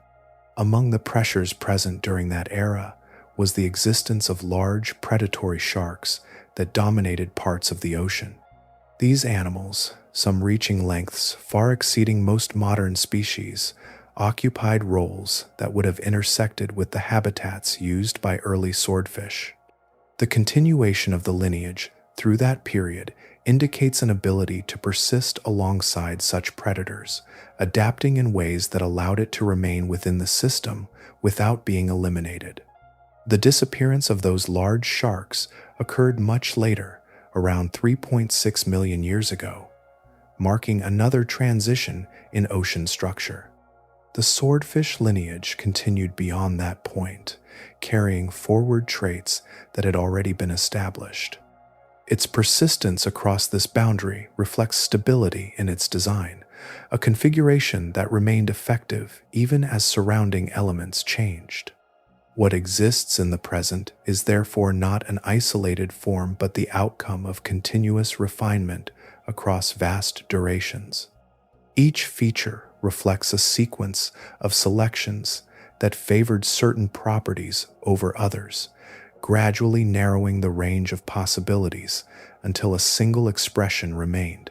The modern animal carries within its structure the record of those selections, a continuity that extends beyond individual lifetimes into the deeper history of the ocean itself.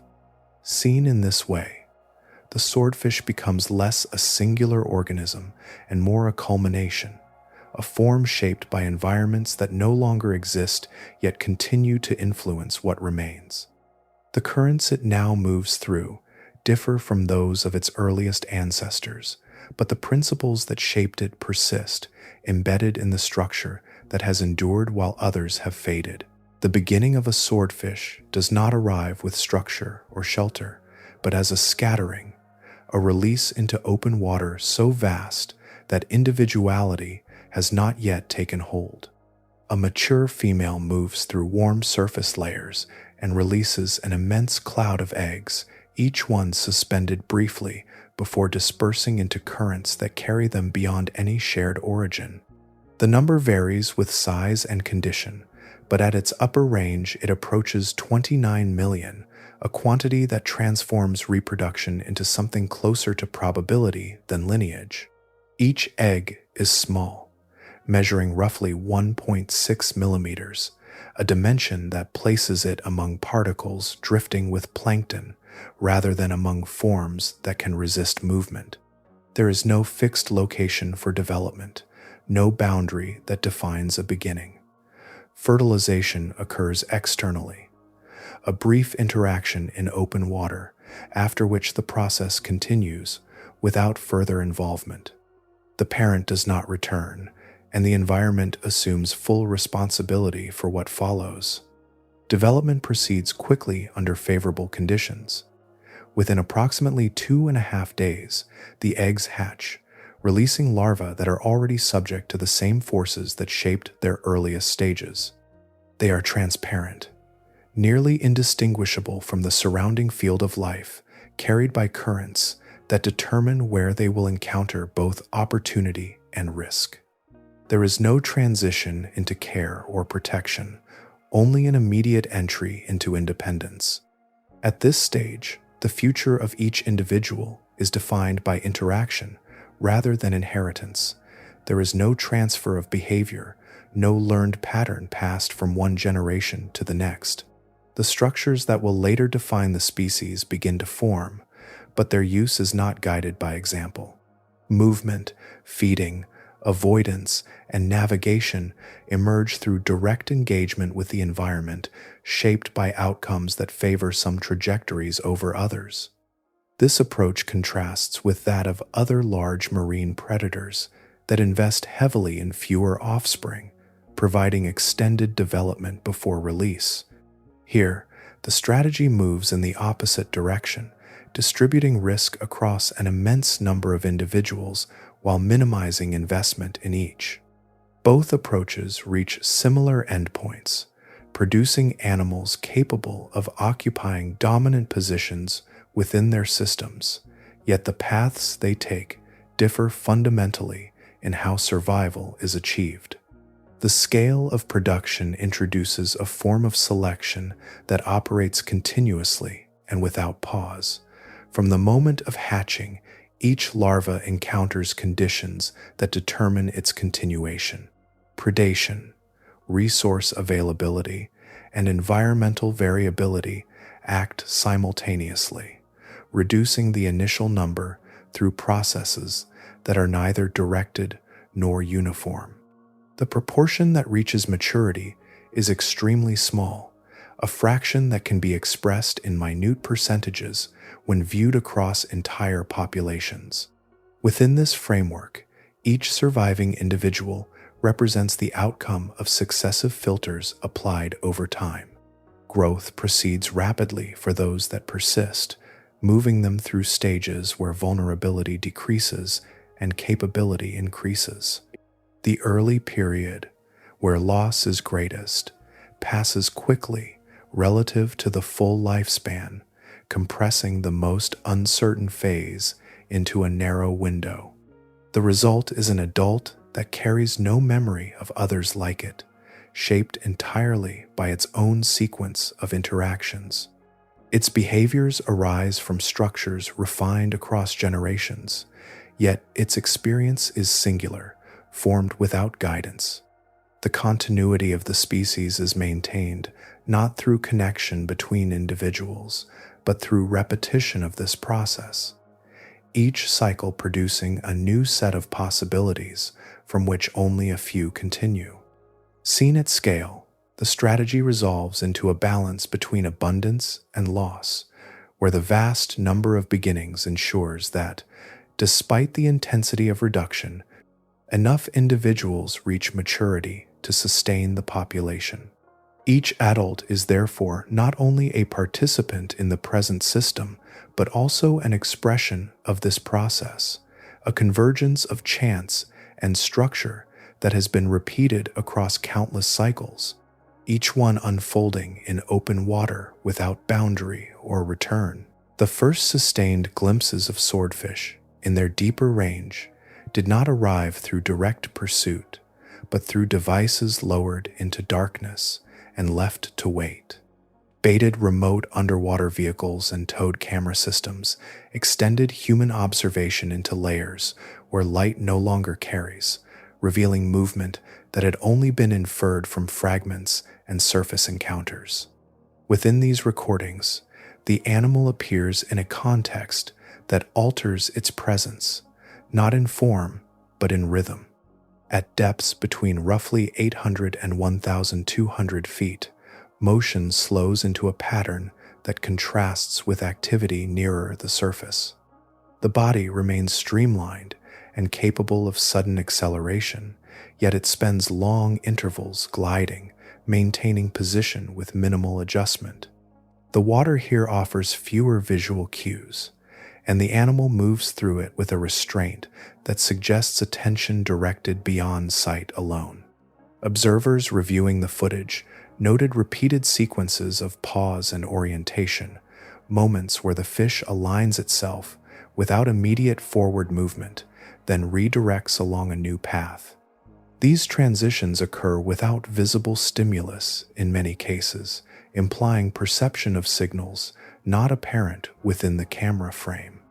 The behavior carries a quality of listening, a sensitivity to changes that do not manifest as light or motion within the visible field. In one recorded sequence, a swordfish at approximately 900 feet alters its course abruptly, turning through a full arc toward a faint bioluminescent source near the edge of visibility. The response unfolds so quickly that it resists precise measurement within the recording interval, a shift from stillness to directed motion that suggests a system tuned to detect subtle changes in the surrounding environment.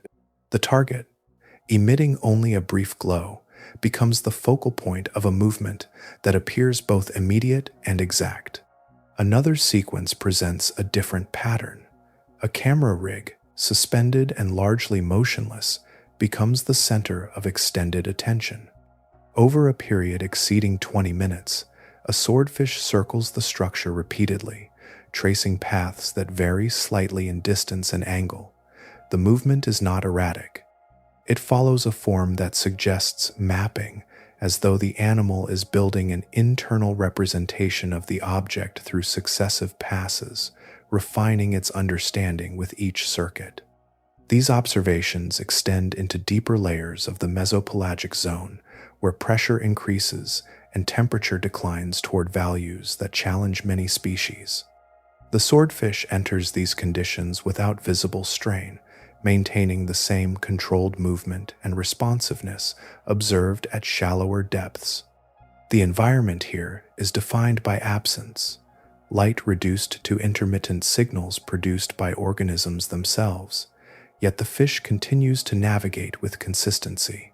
Among the most unexpected patterns revealed by these recordings are intervals of near stillness. The animal reduces its movement to the minimum required to hold position, fins making subtle adjustments while the body remains largely motionless.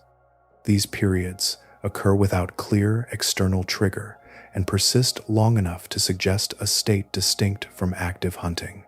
Whether this corresponds to a form of rest analogous to sleep remains unresolved, as the neurological patterns associated with such states are not fully characterized even in species more accessible to study. What becomes evident through these sequences is a shift in perspective. The regions once considered peripheral to the species, zones visited for feeding or transit, emerge as spaces of sustained activity and presence. The surface, where interaction with human observation most often occurs, represents only a boundary layer, a place of passage rather than residence. In the deeper layers, the swordfish moves within a system defined by gradients and signals that do not align with surface perception. Its behavior reflects an integration of sensory inputs that extend beyond vision, guiding movement through a landscape that remains largely unobserved. The recordings do not complete the picture. They outline it, offering fragments that suggest a continuity of life in conditions where direct observation remains limited and where the animal continues to operate within patterns that are only beginning to be understood. Along the margins of a semi-enclosed sea, interaction between people and swordfish extends back through recorded history, layered across centuries of observation, pursuit, and adaptation. Accounts from early naturalists describe encounters that already carried familiarity, suggesting a relationship formed long before writing fixed it in place. Over time, this continuity settled into patterns shaped by season, geography, and the movement of fish through corridors that connected one coast to another. In certain regions, small vessels once moved along these routes with a precision that depended on attention rather than scale. Wooden boats, balanced against the surface, carried individuals who approached their quarry closely enough to rely on sight and timing alone. The method required proximity, a narrowing of distance that brought both human and animal into the same immediate space. Success depended on reading movement, anticipating direction, and understanding subtle shifts in behavior that preceded action. Those who practiced this approach developed knowledge that was not written but carried through repetition. They tracked seasonal returns, recognized changes in water conditions, and interpreted signs that indicated when a fish would alter its path or accelerate. This knowledge formed a map that existed without formal boundaries, a set of expectations aligned with the rhythms of the sea and the species moving through it. As methods changed, that form of engagement diminished. Longline systems extended across vast stretches of water, deploying thousands of hooks in configurations that no longer required direct observation of individual animals. The relationship shifted from encounter to interception, from interpretation to coverage. The scale increased, while the need for close understanding decreased, and with that change, much of the earlier knowledge receded. Within this altered context, the population of swordfish in the region began to decline. Current assessments classify it as overfished, with numbers reduced below levels considered sustainable. The decline reflects sustained pressure applied across multiple areas, intersecting with the same migratory pathways that once supported consistent seasonal returns. Unlike open ocean systems, this sea contains boundaries that limit movement, concentrating both fish and fishing effort within a more confined space. At the same time, the environment itself has been shifting. Surface temperatures have risen more rapidly here than in broader ocean basins, altering the conditions that structure the ecosystem. Changes in temperature influence the distribution of prey, the timing of biological cycles, and the suitability of spawning areas. These shifts do not occur in isolation. They interact with ongoing extraction, compounding effects that extend through the system. Efforts to address the decline have been established, including catch limits, designated closures, and seasonal restrictions. These measures reflect recognition of the pressures at work, yet their implementation varies across jurisdictions that share the same waters. Enforcement depends on coordination among regions with differing priorities and capacities, creating inconsistencies that affect outcomes. The result is a situation shaped by multiple forces moving at once. The long history of coexistence provides a backdrop, but it does not determine the present trajectory. The species that once moved through these waters in greater numbers continues to do so, yet under conditions that differ from those that sustained it over earlier periods. In this setting, the contrast between different regions becomes apparent. Where sustained management aligns with ecological recovery, populations show signs of stabilization. Where pressures remain combined with environmental change, the trajectory moves in the opposite direction. The distinction does not arise from differences in the species itself, but from the context in which it exists. What unfolds in this sea is therefore not an isolated narrative, but part of a broader pattern, one that reflects how human decisions and environmental shifts intersect within a confined system. The continuity of the past remains present in traces, in routes that still guide movement, and in behaviors that persist, yet the conditions surrounding them continue to change, shaping outcomes that depend on how those forces are balanced over time. A form moving through open water carries within it a long sequence of refinements, each one retained because it functioned under conditions that allowed no margin for inefficiency. Across tens of millions of years, the ocean has applied the same steady filter, testing structure against pressure, temperature, and the constant need to locate and capture energy. The outcome is not a single moment of change, but an accumulation, a gradual narrowing toward configurations that persist. The features that define the swordfish can be read as responses to that process. The extended bill, the capacity to maintain neural performance in cold depths, the propulsion system built for sustained speed, and the sensory structures adapted for low light all reflect solutions that have endured repeated testing.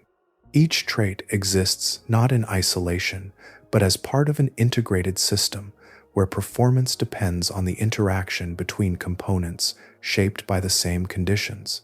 Within this system, variation once existed in greater abundance. Earlier forms carried different proportions, alternative geometries, and combinations of traits that did not converge on the present arrangement. Over time, those alternatives diminished. The forms that remained were those whose configurations aligned most effectively with the demands of their environment, not because they were directed toward a specific outcome, but because they continued to function where others did not. The flattened geometry of the bill represents one such refinement. In earlier stages, the structure appeared in forms that were more rounded, suggesting a range of possibilities explored across successive generations. The persistence of the flattened configuration indicates that, within certain ecological contexts, this geometry offered advantages that translated into continued survival. The same pattern extends to physiological features, such as localized heating, where maintaining neural efficiency at depth supports behaviors that would otherwise be constrained by temperature. Behavioral patterns follow a similar trajectory. The distribution of resources across open water favors individuals that can operate independently over large areas, reducing competition while increasing the likelihood of encountering prey. Over time, this leads to patterns of movement and spacing that reflect solitary ranges rather than coordinated group behavior. The outcome is not a decision in the conscious sense, but a reflection of what persists under given conditions. Each of these elements arises from repeated interactions between organism and environment. Survival at one moment leads to reproduction, and reproduction carries forward the traits associated with that survival. Over extended periods, this process filters variation, retaining configurations that align with the constraints of the system while removing those that do not.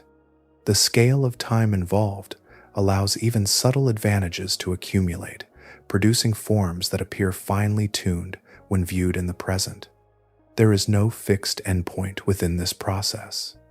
The current form represents a state that has remained effective across changing conditions, yet it is not separate from those conditions.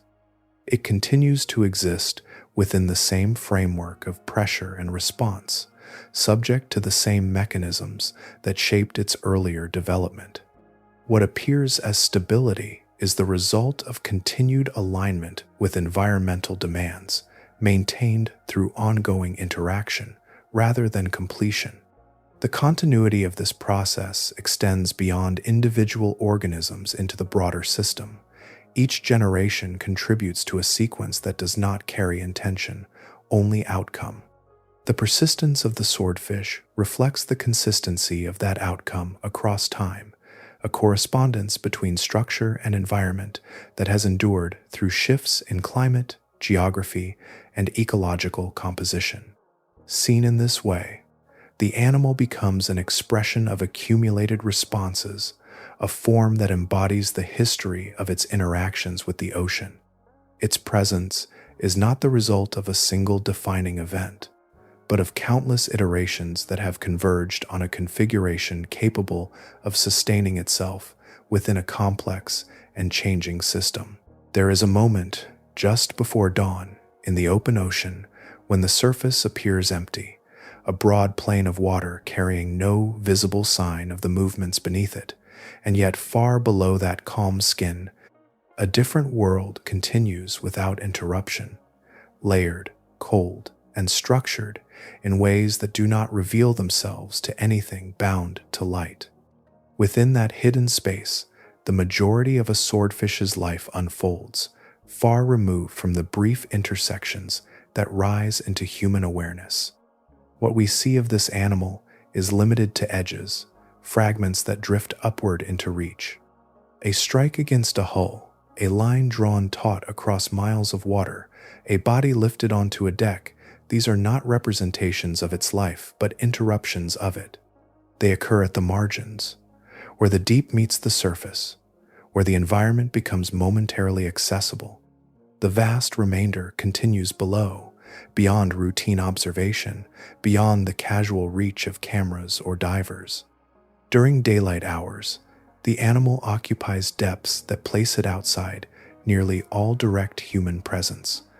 The water there carries a different weight and a different temperature, a density that absorbs movement and light alike. Entry into that space requires engineered vessels, artificial illumination, and instruments capable of withstanding pressure that steadily increases with every descent. Even with these tools, observation remains partial, limited in duration and scope. Its movements extend across entire ocean basins, following routes that span thousands of miles without visible markers. There are no fixed boundaries in this environment, no landmarks that remain constant from one season to the next.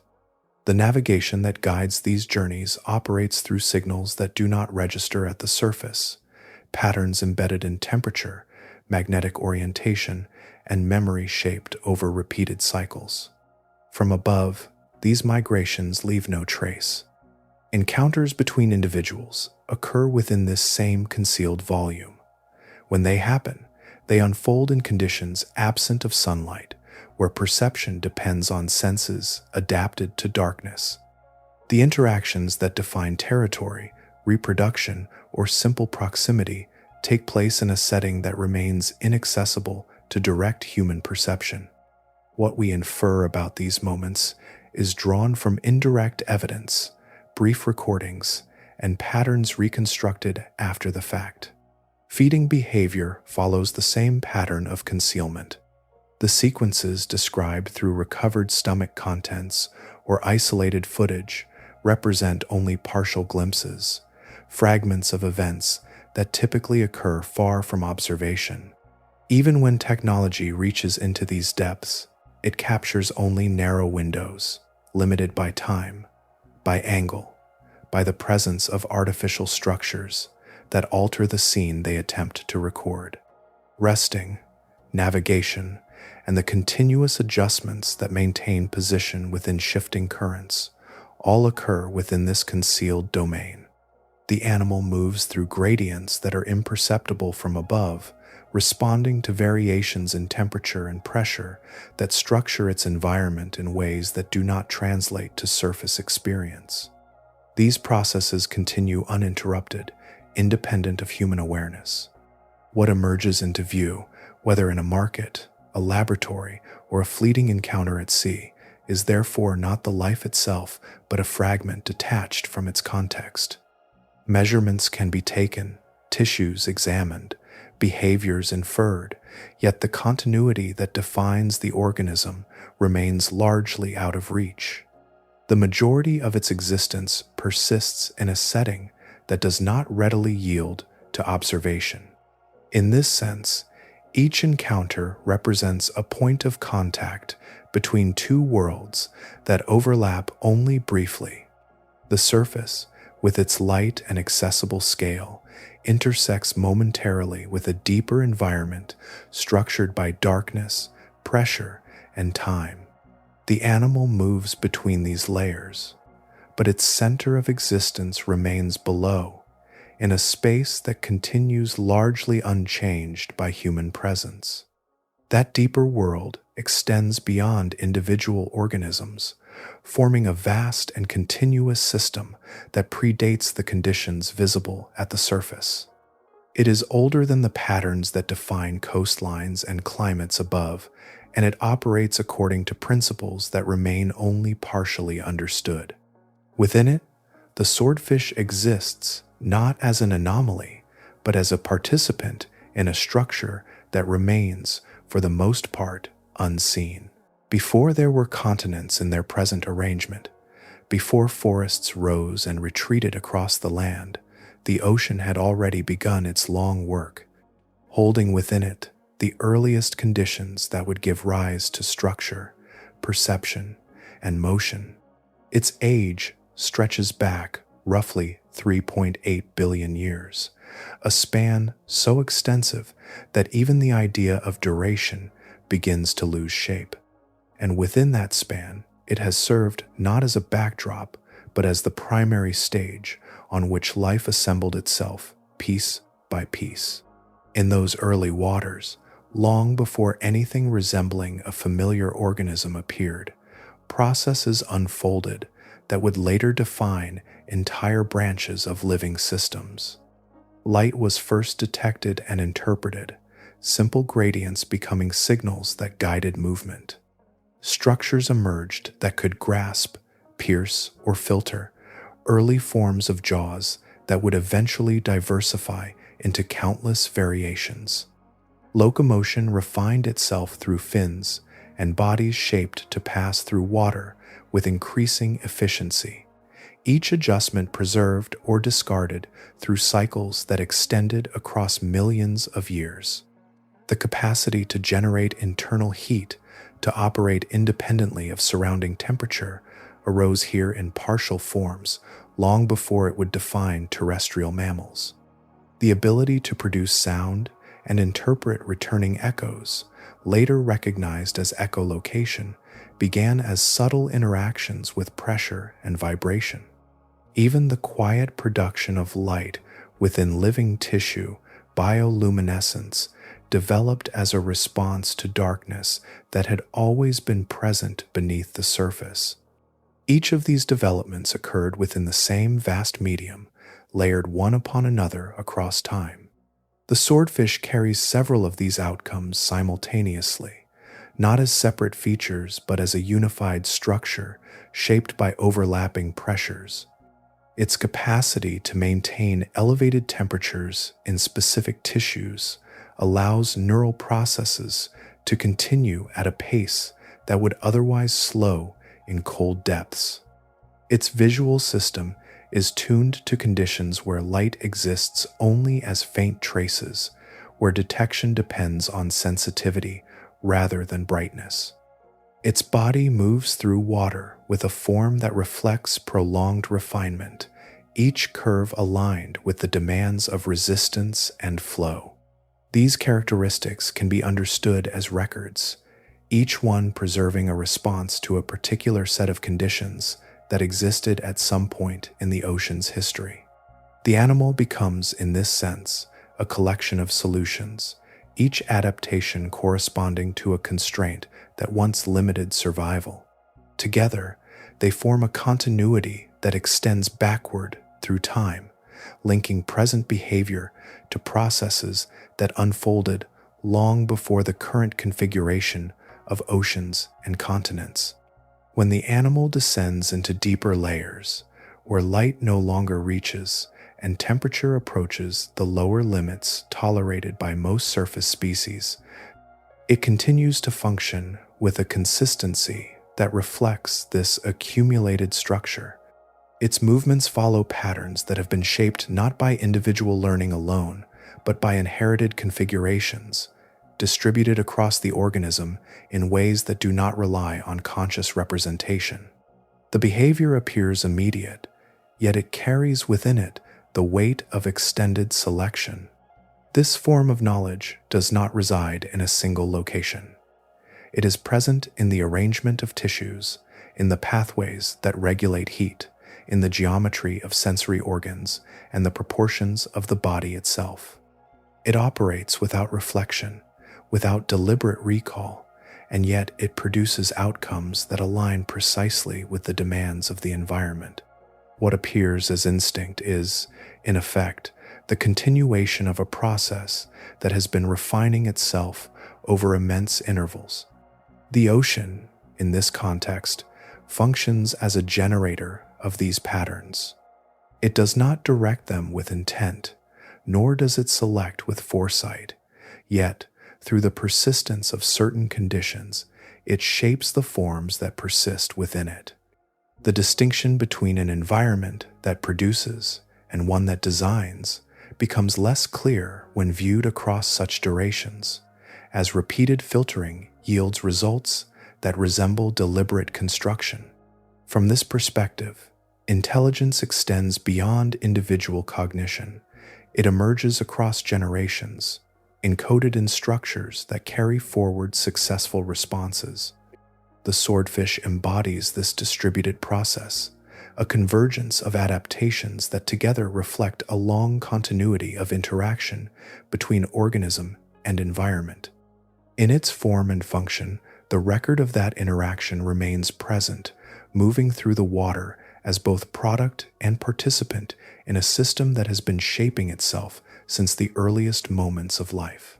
Far below the reach of surface light, where pressure builds steadily and temperature settles into a narrow, unchanging range, movement continues with a consistency that does not depend on observation.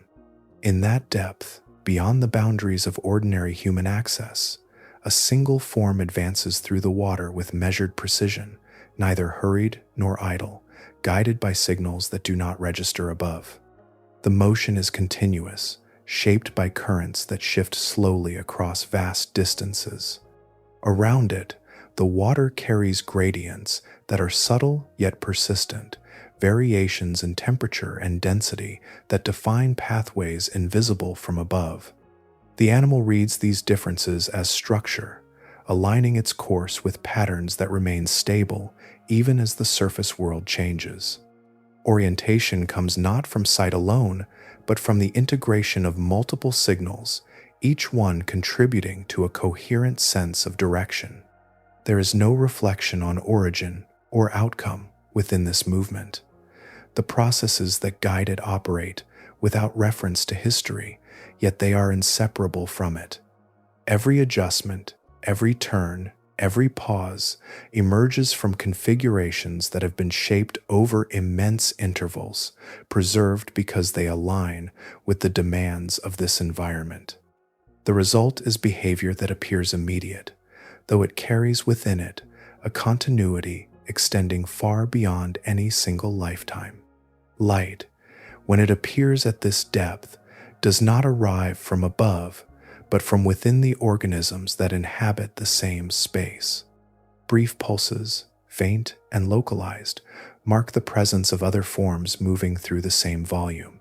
These signals provide contrast against a background that remains otherwise uniform, allowing detection to occur at the limits of sensitivity. The eye, supported by systems that maintain its function in cold conditions, interprets these flashes as indicators of position and movement. The surrounding medium remains consistent in its essential properties, Temperature decreases with depth until it stabilizes. Pressure increases in proportion to the weight of water above, and the magnetic field of the planet extends through the entire column without interruption. These elements form a framework that persists even as other aspects of the ocean shift over geological time. Within this framework, behavior remains aligned with conditions that have endured across successive eras. Across tens of millions of years, the broader context has changed. Continents have moved, altering currents and reshaping basins. Climatic cycles have warmed and cooled the surface layers, influencing the distribution of species above and below. Entire lineages have appeared and disappeared, replaced by others that occupy similar roles. Yet within the deeper layers, certain parameters have remained sufficiently stable to support continuity in form and function. The organism moving through this space reflects that continuity.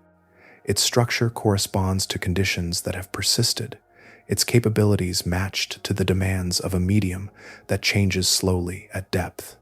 The same gradients, the same signals, the same relationships between movement and resistance continue to define its existence. In this sense, the present moment is linked directly to distant past intervals, not through memory, but through sustained alignment with enduring features of the environment. Above, the surface world develops along a different scale of time. Human activity, measured in thousands of years, unfolds rapidly in comparison, producing changes that are visible within a few generations. Cities rise and transform, technologies emerge and replace one another, and the landscape of human experience shifts accordingly. Beneath that surface, the deeper ocean maintains a different rhythm, one that absorbs change gradually and preserves long-standing patterns. Within that deeper rhythm, the movement continues without interruption. The animal neither acknowledges nor requires the presence of the world above. Its existence is fully contained within the conditions it inhabits, sustained by processes that have proven effective across immense spans of time. The ocean provides the necessary structure, and within that structure, the motion persists, steady and unobserved. The question has been present beneath every observation, carried quietly through each detail without needing to be spoken directly, and it settles now into a form that can be approached without urgency. What appears from a distance as fear is not an emotion assigned by the ocean, but the visible trace of repeated outcomes, a pattern left behind by interactions that resolved in the same direction over and over again. Within marine systems, responses emerge from accumulated experience across generations rather than conscious evaluation within a single lifetime. When certain encounters consistently result in injury or loss, the organisms that persist are those that adjust their behavior accordingly. Over time, these adjustments become embedded, expressed as avoidance, hesitation, or altered movement long before any direct contact occurs.